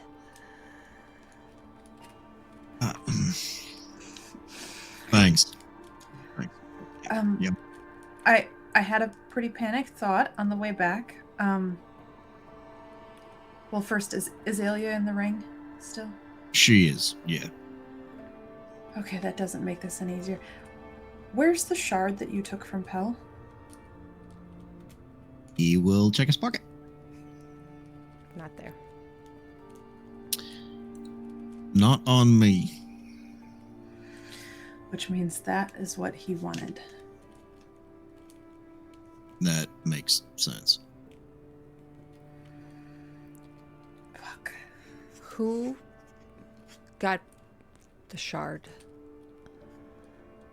I think Nina would have filled them in on the way back Okay. about it being Fraser. You see Rowan just kind of... We were so worried about Vanifer, and it was always going to be him who came for it. Especially after he fucked with you guys.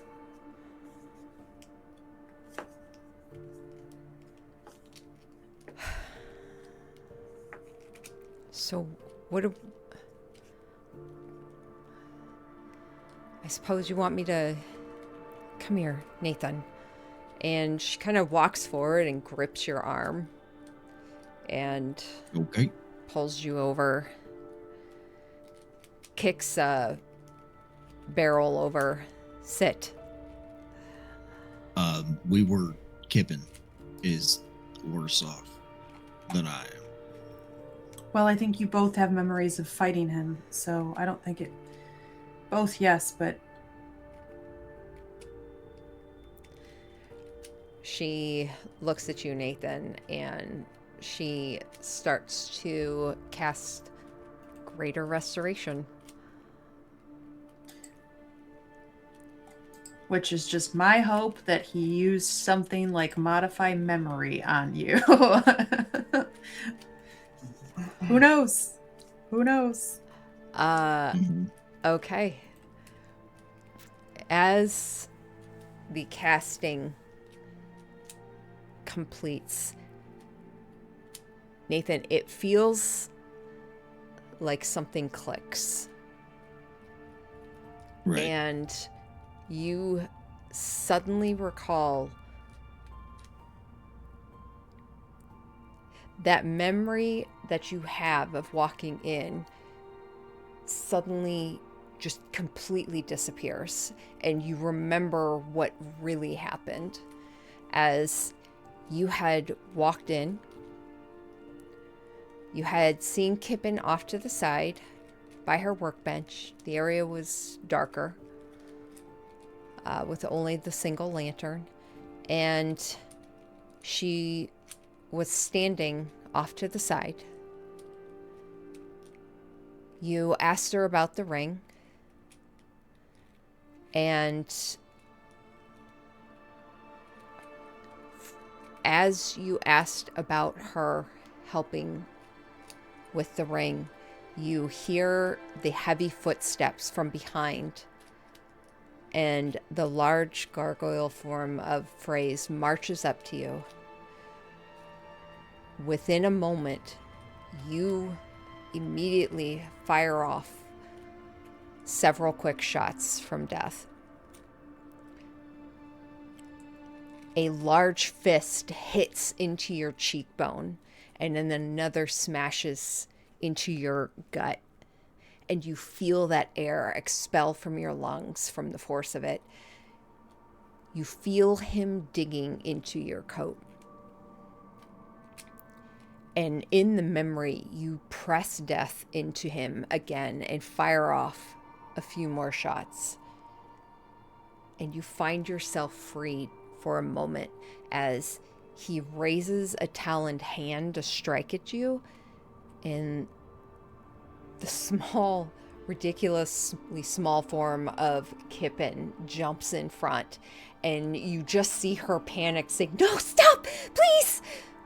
And the three of you, with the momentum, crash into each other, into a stack of wooden crates filled with glass vials.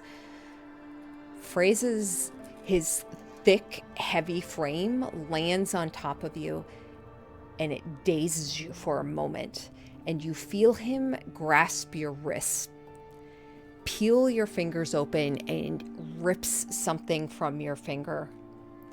And for a brief moment, you hear in your mind, "Nathan!" as Alia's voice is cut short. The other taloned hand wraps around your face, and the sharp claws of his fingers piercing your skin. And you hear as his large head just kind of comes next to your ear, "Oh I forgot I need to do that.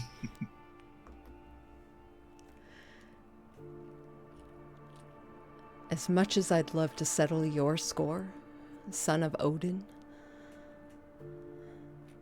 I've got more important things to do. And Nathan, you feel as those claws dig further into your mind, as in that moment he casts Modify Memory. And while I would have had you roll a wisdom saving throw when you initially walked in, even with a natural 20, you would not have made it. And this is the memory that you suddenly recall.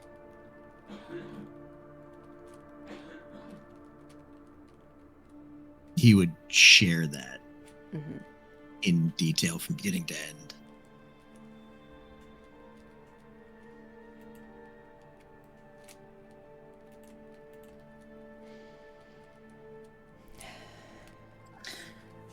I think Nina says quietly to just our group, trying not to let Kippen and Esme hear. Did she try to step in as if she knew him? Was she pleading to a familiarity? Or just out of desperation? I could vibe check the memory if the DM would like, or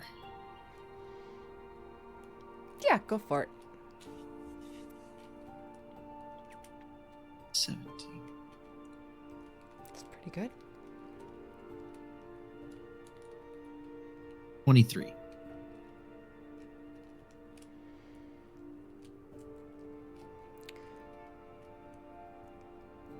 It felt like the pleading of someone that thought they might actually be able to stop something 3 times their size.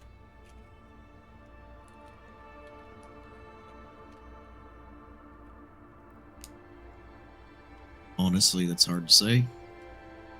But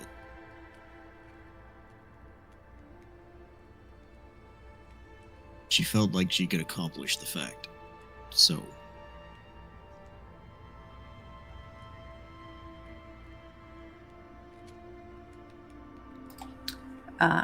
I think Nina goes like rigid, and there's just like a soft wave of heat that just radiates off of her. And she turns to Rowan. Can we get Kippen's memories back, please? And there is just a razor's edge to her voice. Rowan kind of gives you an eye before she nods and walks over towards where Kippen and Esme are. And you kind of hear them off to the side as she starts the casting. And a few minutes later, you hear Rowan's armor as she stands up again. And she turns and looks at the two of you. We need to know if she was working with them. You see Rowan kind of drags in a long breath. Her eyes glance briefly at Tempo, and she just kind of shakes her head and gestures towards Kippen. I think Nina's going to walk over and kind of kneel down in front of Kippen, assuming she's still sitting. Yeah, she's probably sat on the stool with to allow Rowan to be able to cast it easier. Gets down kind of at eye level. You've been through a lot. I will give you that. But I'm going to need you to be real clear and honest with me right now, or things will get worse. Have you been working with Fraser? You've asked for things. Rowan's blood to start. Nathan's blood. What do you remember, Kippen?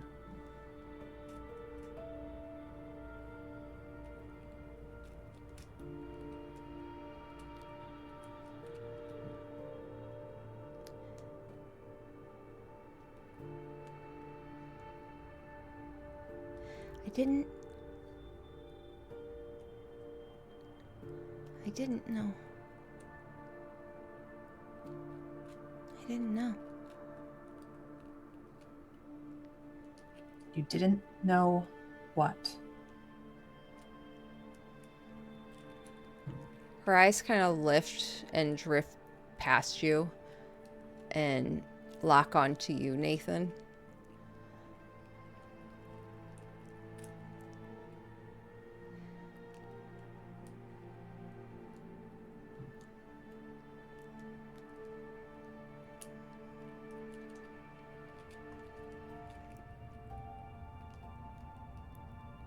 I know him.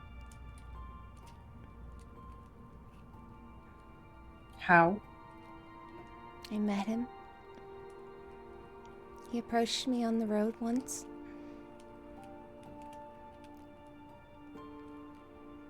Had a great story.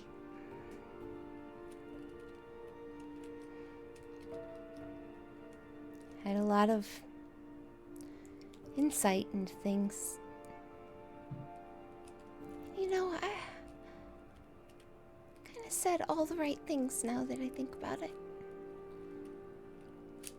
He has a real way of... Deceiving you? No. No, I don't... Maybe.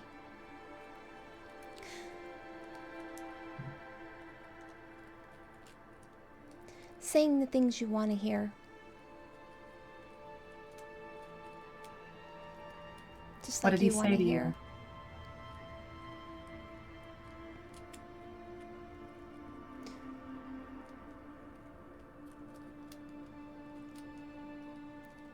you? World-ending events. Unstoppable monsters. You know, the usual. I don't think that's typical conversation amongst strangers, Kippen. Stick around your group. Is that why you're in our group, Kippen? Is this Am why you're I? close to us? Did you even know Nathan before? Or was that a lie? Her eyes drift back towards you again, Nathan.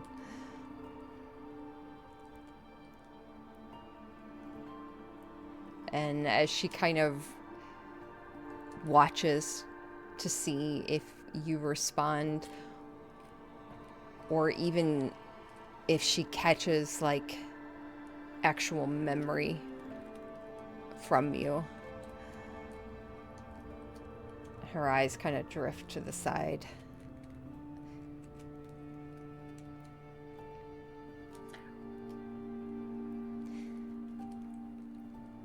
They're real to me.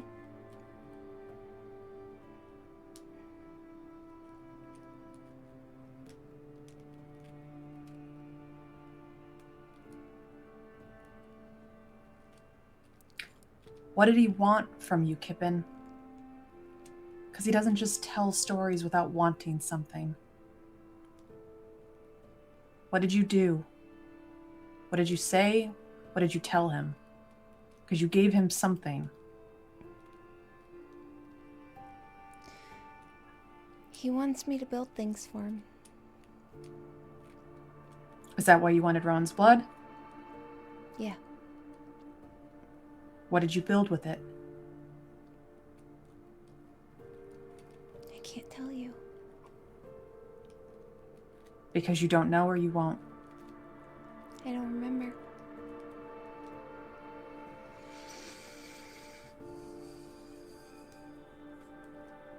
think Nina stands up and just takes a breath.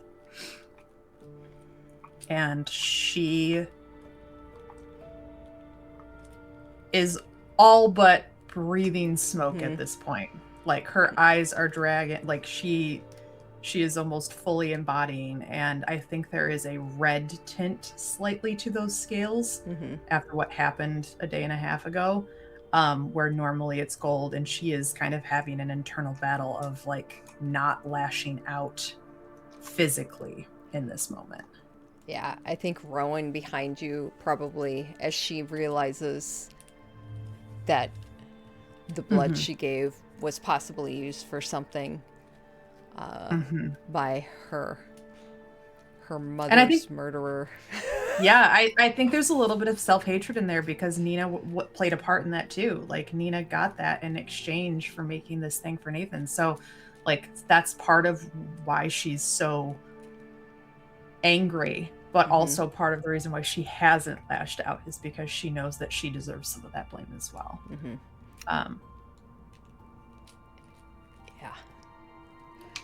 I think Esme's probably standing there, and I think she probably reaches up a hand and rests it on Kippen's, and Kippen just kind of pulls her arm away to the side and just looks away.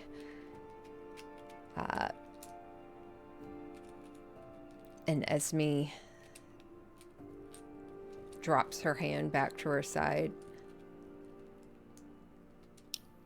I think Nathan walks up and kind of like crouches down and just looks at her. What are you getting out of this? To Esme. To Kippen. Kippen.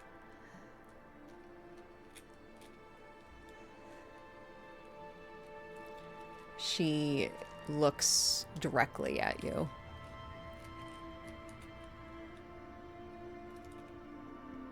And she just kind of reaches out and her fingers kind of brush against your black eye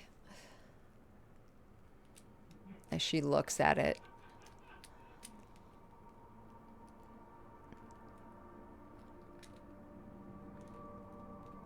I don't know.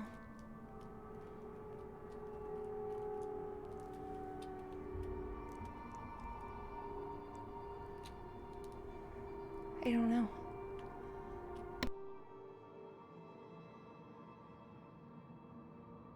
So you're telling me the most intelligent person I've ever met is crafting, creating, and lying for someone else that she does not even really know, and you don't know why.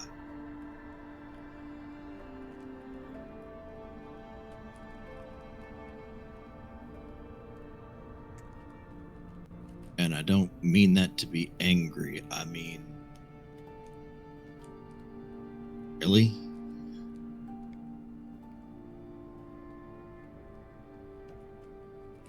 It's not really off form for me, though, is it? No, it's entirely out of form for you.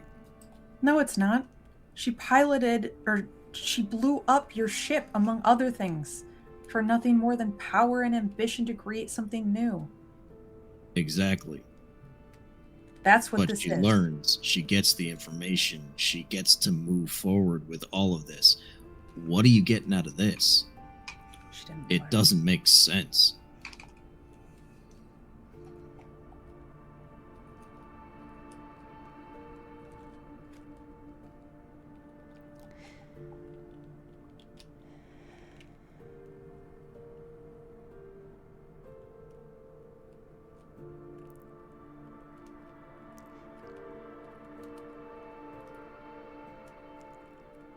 Sorry, I'm thinking for a moment.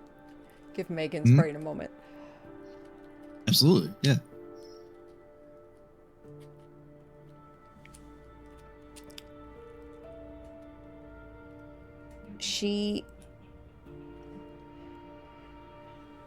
kneels kind of gingerly on her stool and reaches for the lantern and slides it towards you.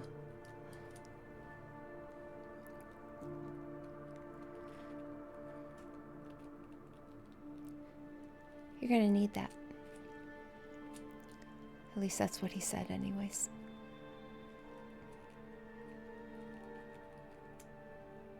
Okay. So we're gonna end this in the normal, I'm not gonna tell you shit because I don't want to way, huh? I don't have the answers that you want.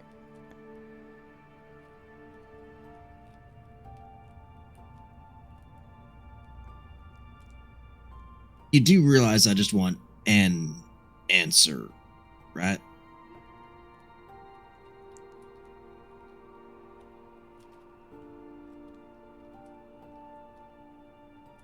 To why I'm helping him? Yeah.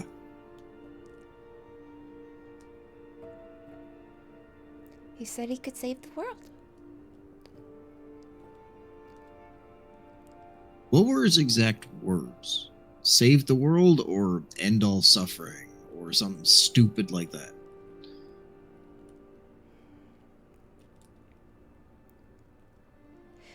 He said a darkness was coming. He pretty much laid out in detail exactly where I'd find you. Years down the line,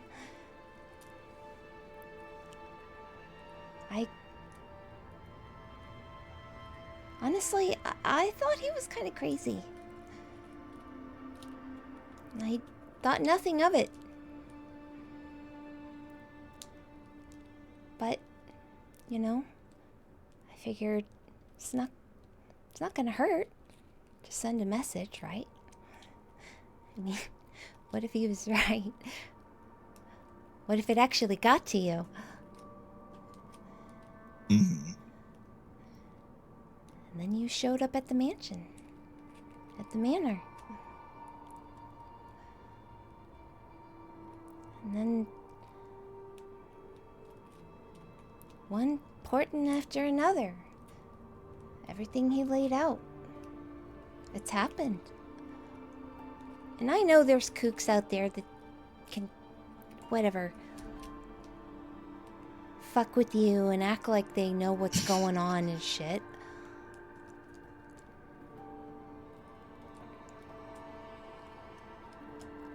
Like you said,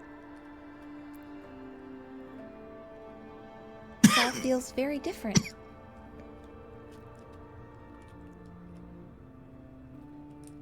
Pippin.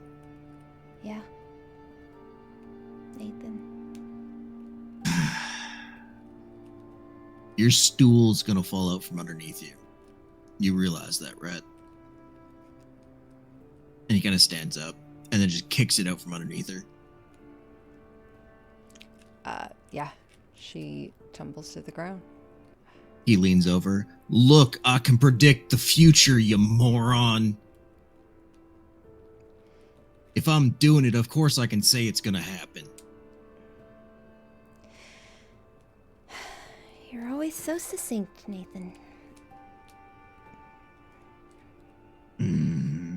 Why? Why are there so many stupid smart people around me? Who knows?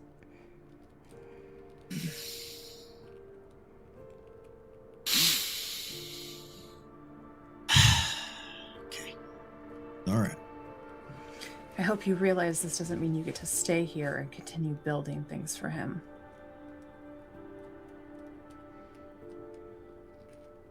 Excommunication. Got No. it. Okay. So, then what? You're going to be heading to the dungeons. Okay.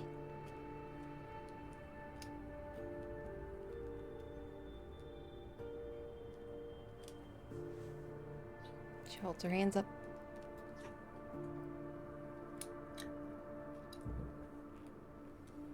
So how did you think he was going to save the world?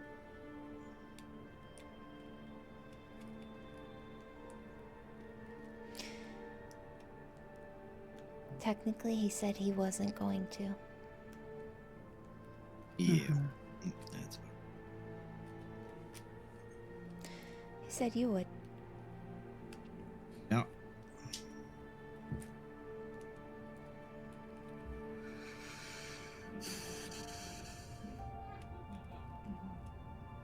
I kind of turned to Rowan and Tempo. That checks out with his whole utopia remaking theory, right? The vibes that you guys got from your vision? That he wants to remake the Hollow Heart?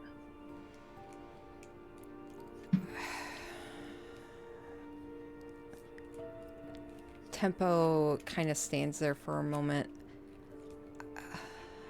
I don't know. I didn't quite understand. And Rowan just sighs. Yeah.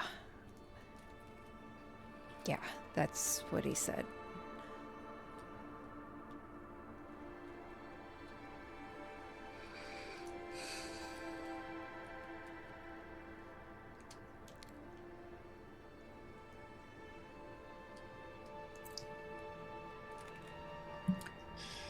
I don't know what to do here. So I'll just leave it in your guys' hands.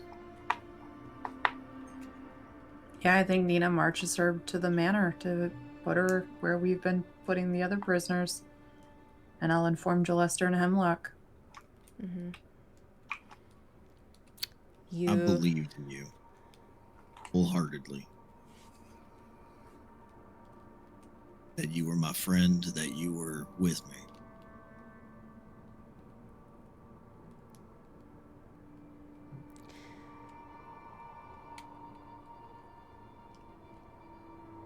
It's okay. I still No. believe that too. Whether you do or don't. It's not okay.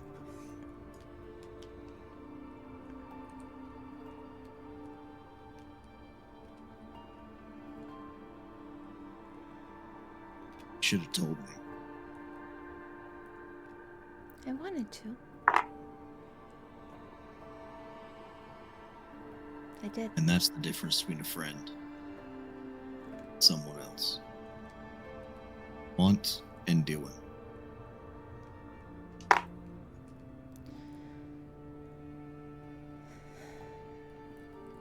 She ducks her head and just goes quiet and walks on. I don't handcuff her or anything. I don't have manacles to do Okay. that anymore. But I do have like a hand on her shoulder or like on her shoulder blade, kind of Mhm. moving her through town as we get to the manor. Mm-hmm. I'm not trying to make a spectacle of it by Yeah. any means. Yeah. As you all get back to the manor,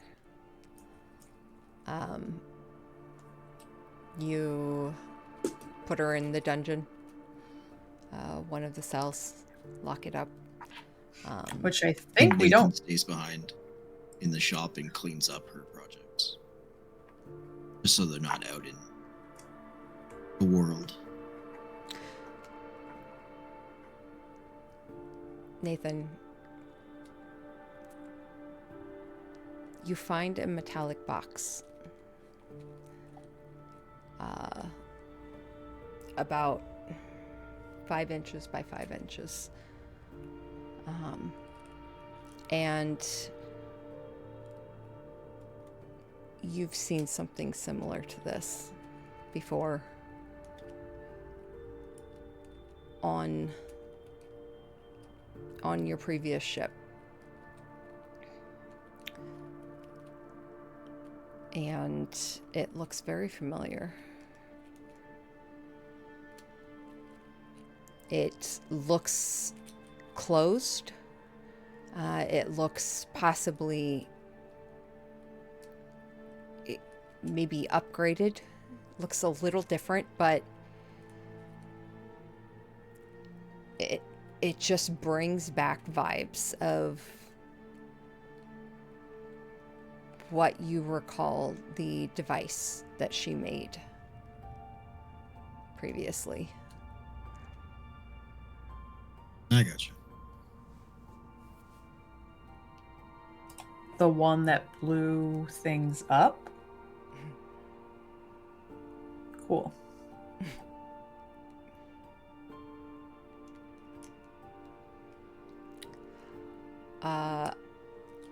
Okay. That is probably definitely the morning. Rough morning. Yeah, it's definitely like past lunchtime. We're like late to Yes. lunch rolling up, I think, probably. Yeah. Yeah. Anything else you guys? Nina would check on Pell after making sure Kippen was locked away. Okay. You don't find her in her room. I'm gonna hit message around pinging. Okay. You don't get any responses. I was gonna say at this point Nathan would be checking the book as well, but mainly out of Kippen's stuff too. He's just packaging it all up, taking it back to the manor, to the vault, and also checking out his ring that he was making to see if it was done or not even. Yeah, you loosen the device and slide the ring free.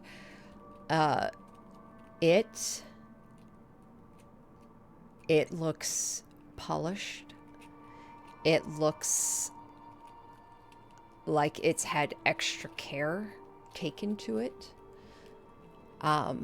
You see some engraved filigree that almost look like flames on one side, and on the other is almost like the wrapping of a flame tail going up and around. And yeah, it's everything that you asked for, and possibly with even more care and detail to it. Okay. All right, then he would ask for Rowan's help with the next part. Mm-hmm.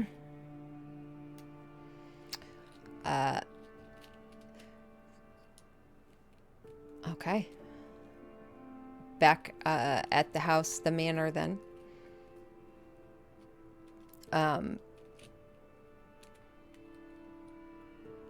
First off, as you are making your way back, Nina, you pinging don't get any sense. Don't get any responses from Pal. Nathan, you eventually get back, and as you find Rowan,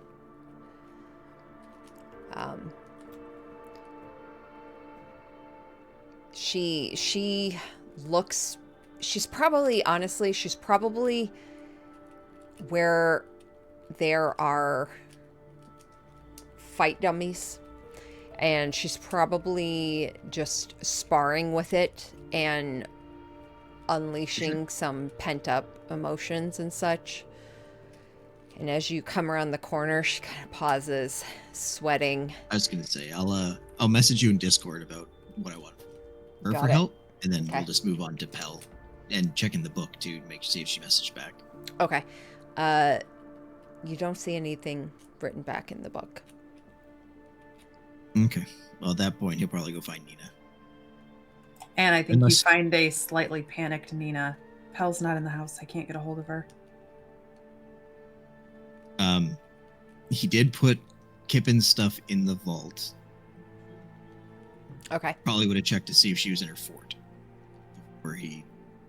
Got it. Yeah, you pull back, and you notice like where there was a no, actually you don't notice any. You don't, nothing's changed there. And it's empty. Of her. She's not in there.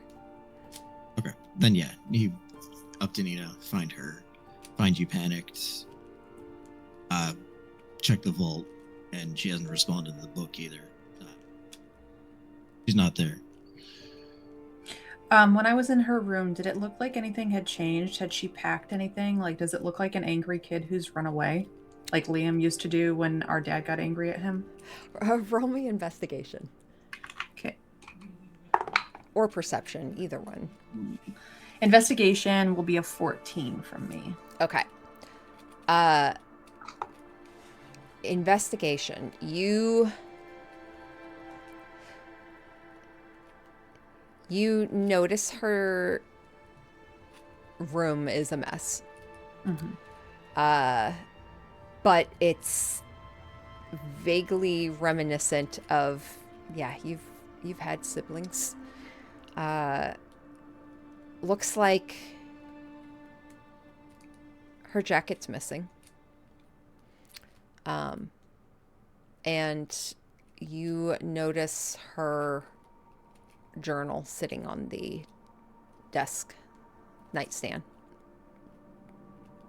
The one that is connected to Nathan's? Yes. Okay. So that's there. But all of her magic items are gone, right? She carries those pretty regularly on her person. Okay. Yeah, you notice the shield is resting, kind of hooked onto the back of one of the chairs. That's reassuring, I think. I don't think she would run off without that. I still think Nina, like, we should find her with everything that's happened. I don't want her missing right now. I agree. Probably faster to find her with some kind of magic than it is to be looking around. And I got none of that. As you all are panic searching, you probably hear footsteps kind of slow for a moment, and you see Corbett kind of stop in the hallway looking at the two of you. Have you seen Pell? There's an incident, and I want to make sure she's okay. Yes, she left last night. Left where? She went home. To Red Larch. I thought she would have told you. No, there was an incident last night, too. Right. Well, she was upset, I thought, when she left, but she did inform Gulliver about it. I'm fairly certain I heard her talking. No, she was. Yes, she was talking to him. Trouble, you say? Incident?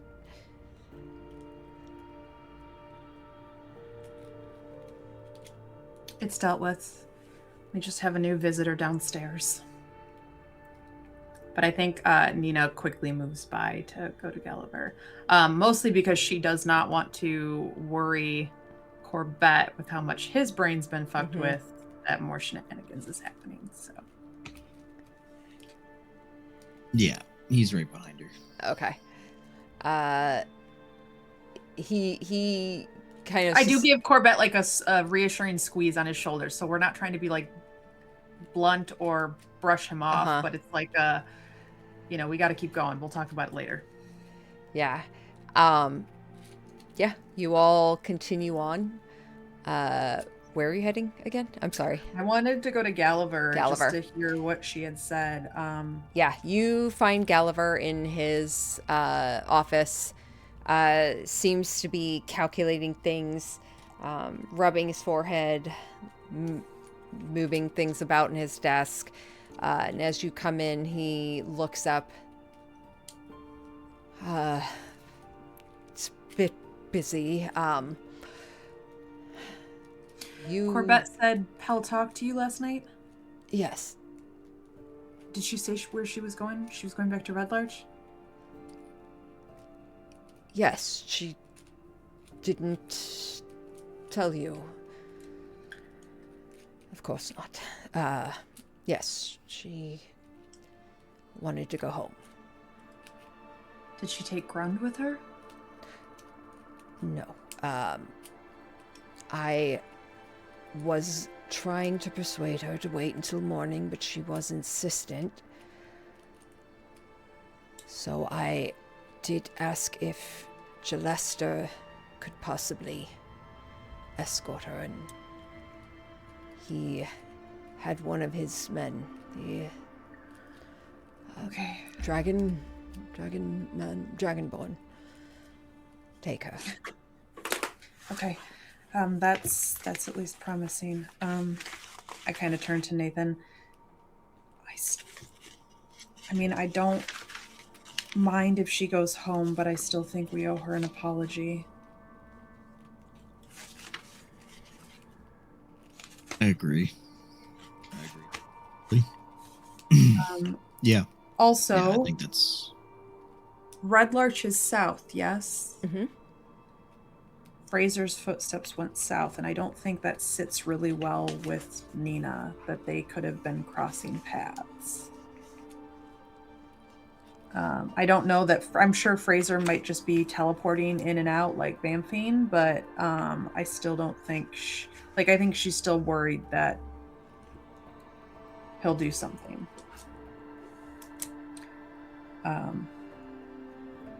But I don't know that she says that. Gulliver kind of pausing a moment as he's taking in the worry that you two are exuding. You see he kind of pulls his glasses off. Something happened? Last night, she stole a pretty dangerous item off of Nathan, trying to prove how helpful she could be, and almost threw it into the scar, and things got a little heated when we got it back. Probably upset her, made her think that she didn't belong here. I don't know. Kids' brains don't always get intent, but this morning, that item was stolen again by the being we were trying to keep it from. So Kippen is under arrest for collaboration with him and is downstairs. It's a lot. Yep. Miss Kippen? Yep. But mostly I think we're just wanting Pell to know that last night we acted out of fear, not anger. For her.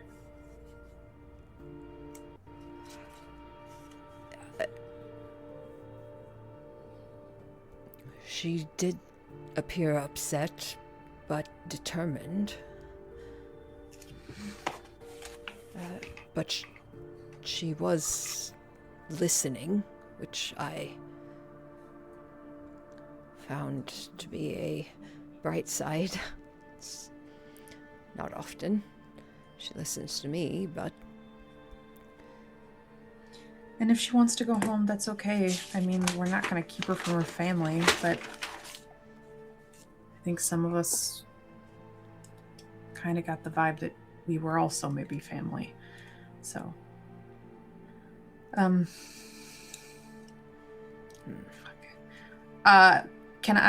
Nina kind of like closes her eyes and squints and tries to do some mental math in terms of like how long would it take a 10-year-old and an adult to walk on foot to Red Larch? It's like a day and a half, right? Yeah. So as you're kind of talking it out, thinking it out, and kind of looking at Nathan, kind of maybe whispering about it, Gulliver kind of clears his throat. No, they went via Gillester's Griffin. Oh, so they went quick. Okay. Yes. Fine.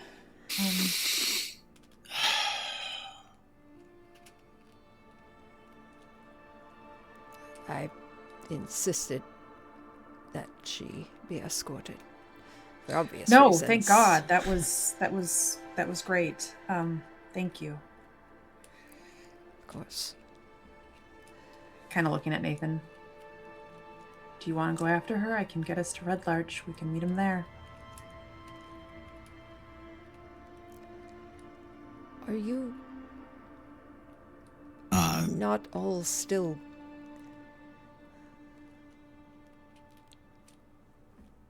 Getting married? Yes.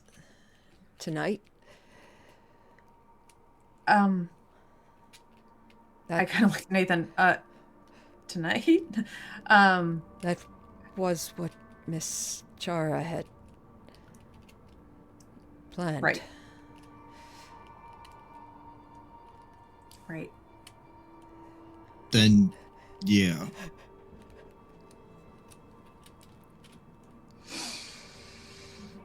Okay. I don't know what to do because this is my fault. So I'm feeling pretty lost right about now.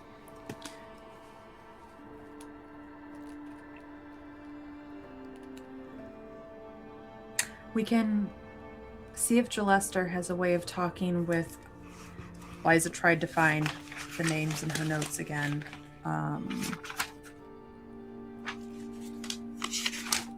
Oh, here it is. Thunder, right? Tendar. Durkle? Okay. Thendar, yeah. we can Thendar. ask... Yeah, we can ask if Gillester has a way of checking in with Thendar that's quick, like a sending stone or something. And if we can confirm she's safe, I think that at least helps. I think that there's still a part of Nina that's like, with everything that happened with Kippen, with not trusting Pell enough to like ask when Pell looked at the mention of Kippen, I think Nina feels like a lot of guilt there too. And so like she doesn't feel comfortable not going after her, but at the same time she's like, I do want this ceremony with Nathan as like soon as possible, just for like that was the vibe. Yeah, I think want to go after her. I just don't know if that's the right move. Well, let's go check with Gillester, see if we can at least get a beat on Thendar. If she made it home, she's safe. That's the important part. We can deal with fixing things.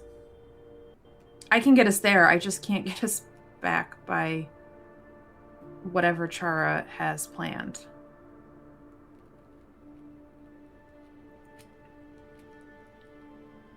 Above table, what level spell is teleport? 7th. How many sorcery points do you have? I think the max spell level I can get back is a 5th level. I don't think I can get a 6th or 7th level back. Let me double check. Gotcha. I was just curious. Yeah, I should have enough, but spell level slot maximum of 5th. Yeah. Gotcha. And I only have 1 7th level. That's what got me the wing. No, that's not what got me the wings, but you guys know. Yeah. That's what Yeah. fucked me up, the permanent death saving throw.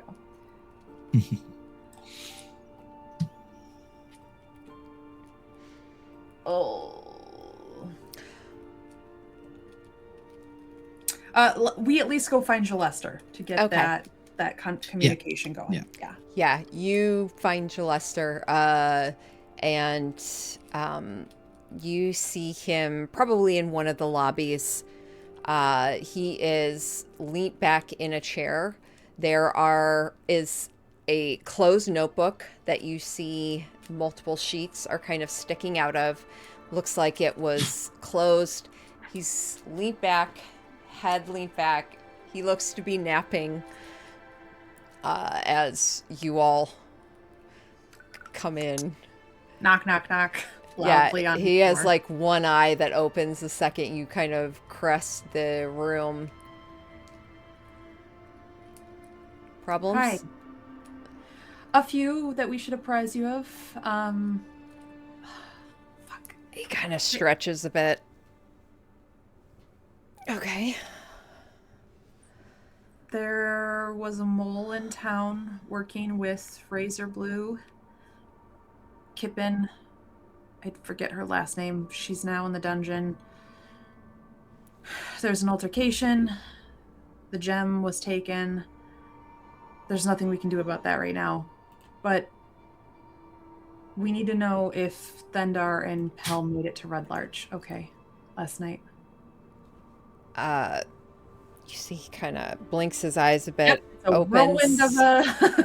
the book, kind We of don't do anything slow and steady, my guy.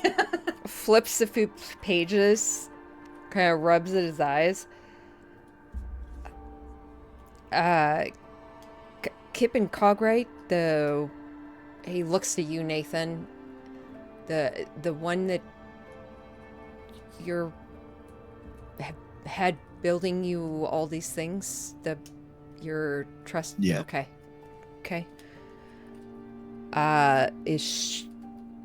You said she's in the dungeon. Okay, so she's aware that you know she's a mole. Great. Okay. Sorry, I'm catching up. Take your time. Okay.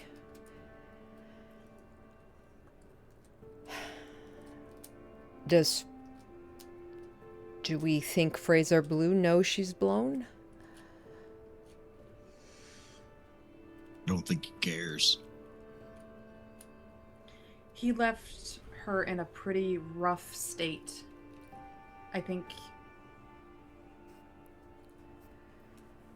he knows we're smart enough to put two and two together, and I don't think he covered his tracks real well on this one. So yeah, I think it's safe to say he doesn't care. Okay.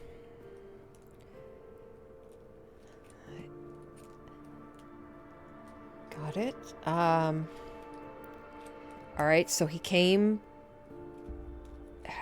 What did he take exactly? One of the 333, and the number might be wrong, shards that will unleash the Elder One. Mm-hmm. The Elder Eye. Okay. That's bad news. It is.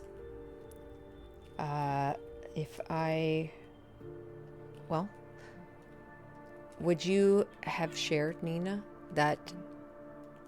Because I know you guys had said you shared everything with him, but would you have shared your ability to track the shards? Ooh.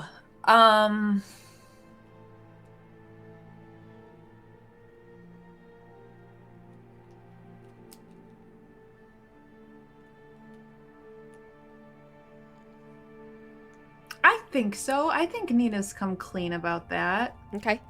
Because the party definitely knows. I've been tracking them with the party. Yeah. And I don't think she would hide that from Jalester. Although now I think she squints at everybody. Yeah. Right? Like after Kippen, nobody is safe from her doubt anymore. Yeah. So he's kind of like flipping through his notes and he's okay, that's bad news. Any pings from you tracking it? And I think that's the first time that kind of Nina remembers that that's something that she can do. And she will take a second to kind of withdraw inward a little bit and try to sense anything nearby. Mm-hmm. Yeah, roll me a wisdom saving throw.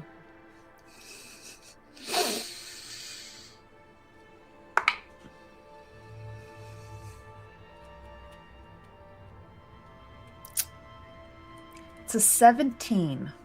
Okay. I have my inspiration, but I think I'm going to run with a 17 and see if it works. A 17.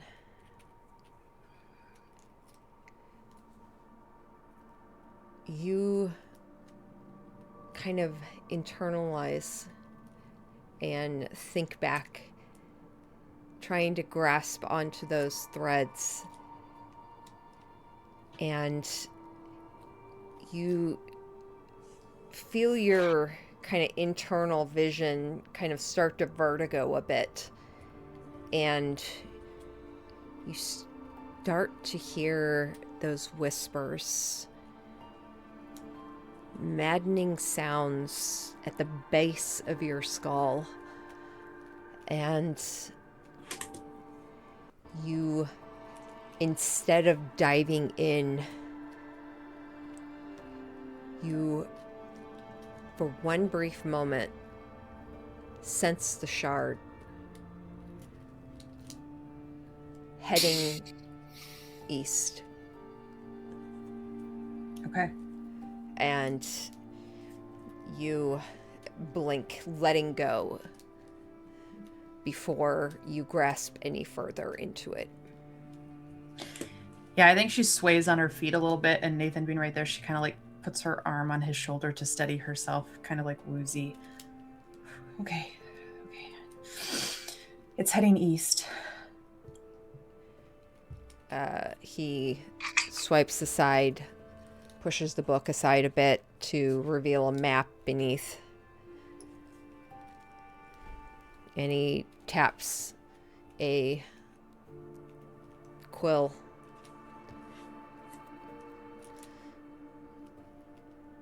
It's Desserin Valley. Back where all the activity is. Yeah, that's not surprising. That's okay.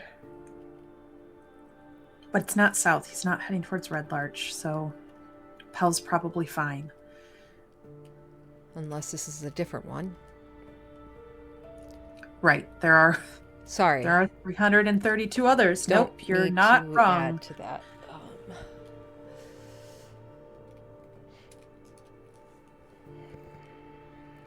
Do you have a way of contacting Thendar? Like, quickly? It would just be good to know if they made it or not. Sure. Yeah. You see him kind of reach and just touch a necklace, and you see his lips kind of move a bit. And a minute later, yeah, they made it to Red Larch just fine. No problems. Okay. And he got her to her home.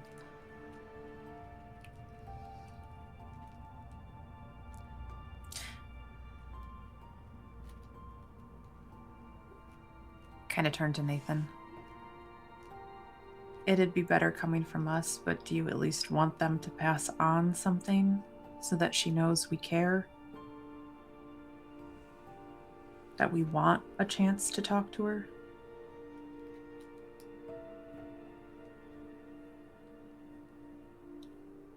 Yeah, I would. Jalester, do you mind passing on a message? Sorry. Yeah. Of course.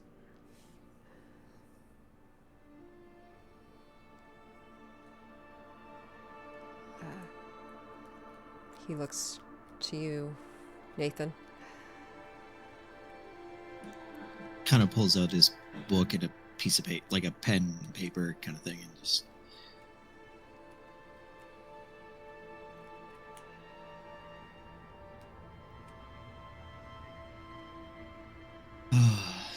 I think Nina just like rubs slow circles on your back, like soothing.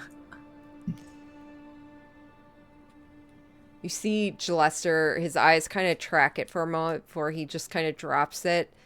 And, well, well-versed spy.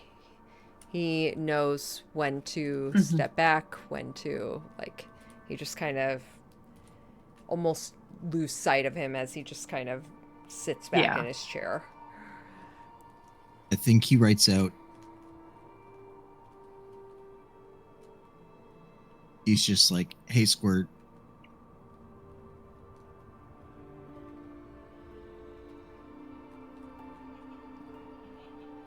No matter what you decide, I'm always completely behind you in what you want to do with your life. I'll miss you if you decide to stay gone. But I would love a chance to at least talk to you one last time. Love you, Nathan. And he just tears it out, hands it out. Yeah, Lester would take it. Eyes just briefly look over it. I'll send it. Do you want me to do it now? Do you want to wait for a response, or just come find you?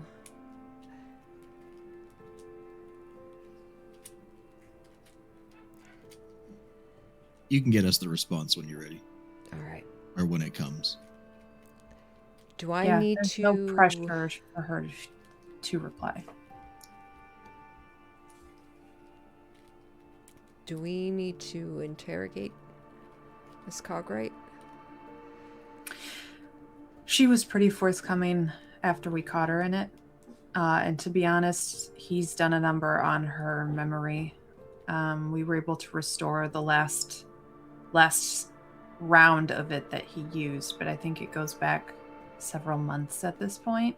I don't know how deep you're going to get in terms of what she made for him, but she believes he's going to save the world. That was the reasoning she agreed to work with him. He spun her a tale that it was going to end and that he could save it. But she is a prisoner, and you are working to get information, so you can do with her what you see fit.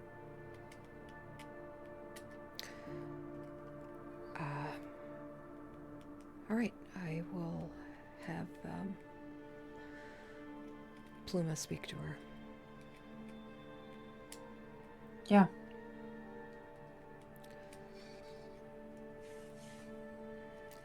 You all should maybe eat something. I left without breakfast thinking I'd be right back. I'm starving. Maybe get some rest. Mm-hmm. I'll send a message.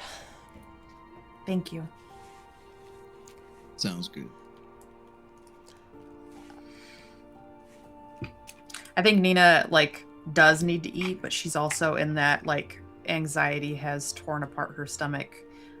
So she'll probably go get just, Rothen bread, something real simple, and try to keep it down. But I think she does kind of head to the dining area to just sit and take a pause and kind of process, because it was a hell of a morning. Mm-hmm. Yeah, Nathan does the same. He's probably eating normal food, but he's picking at it. Mm-hmm. Yeah. And he looks broken Mm-hmm. a little bit. Just doesn't know where to be mentally or emotionally right now. Mm-hmm. Yeah, I almost think they're sitting next to each other, but eating in silence. I don't think either of us really know what to say at this point. That feels like a really big low. Mm-hmm. And although Nina was not close with Kippen, she knows how much that connection meant for Nathan, how much some of the other folks are really going to take it pretty hard after all the other betrayals we've been through. So I think we're just... It fucking sucks. Mm-hmm. And that's all she can think of is just like, who do we even trust outside of the 5 of us anymore? Right. Nathan's kind of, that was his hope. That was like him looking for the positives and everything. All kind of just crushed between Pell leaving, Kippen being where she is. So he's kind of just picking, eating. But I think even during those moments, you still feel his knee kind of like press against yours and just hold there. Yep. Just looking for something.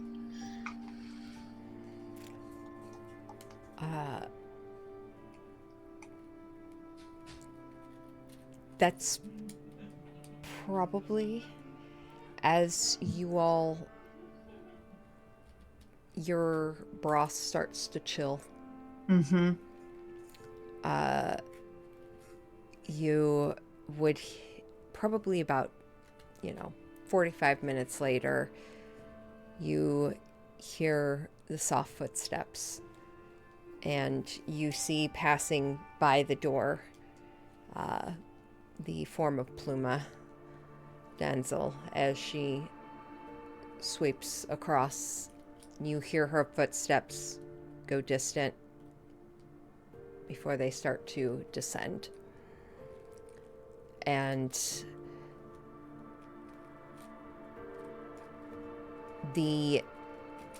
eventually you all make your way probably upstairs or out to the garden.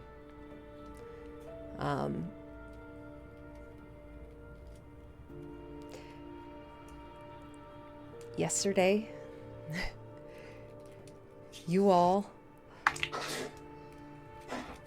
had an incredible night of laughter. And the world doesn't fucking care. You proposed to one another, had an incident with the shard, and then it fell apart the next day.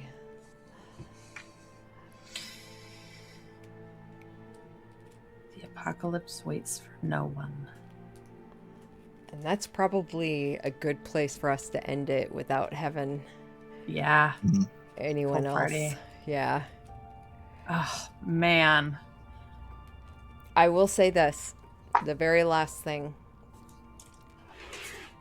At the end of, as you're just starting to consider getting up,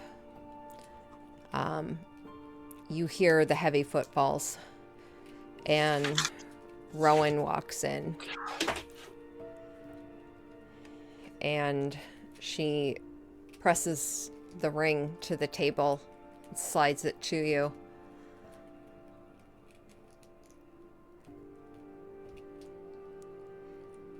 I can't put anything in this.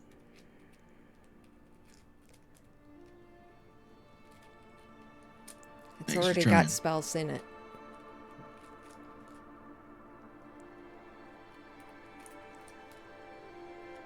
Okay, then. So, Rowan. Nathan. What do you think that ring's for? I don't know. I mean, and he just looks over at Nina, looks who up at her. Who is like pointedly, like as soon as she's like saw what it was, she's like looking into her brothel, like this is the most fascinating. Rowan like stands there for a moment. She's like, I mean, I'm assuming based on the spells that you wanted put in. Pauses for a moment, looks at it again. God damn it. I saw nothing. He just reaches out, grabs it, pockets it. Thanks. She Rowan. marches out. Appreciate the help. I don't know what spells are in it. She leaves. Yeah, that scares me. Okay. And Sorry. that's where we'll end it for tonight.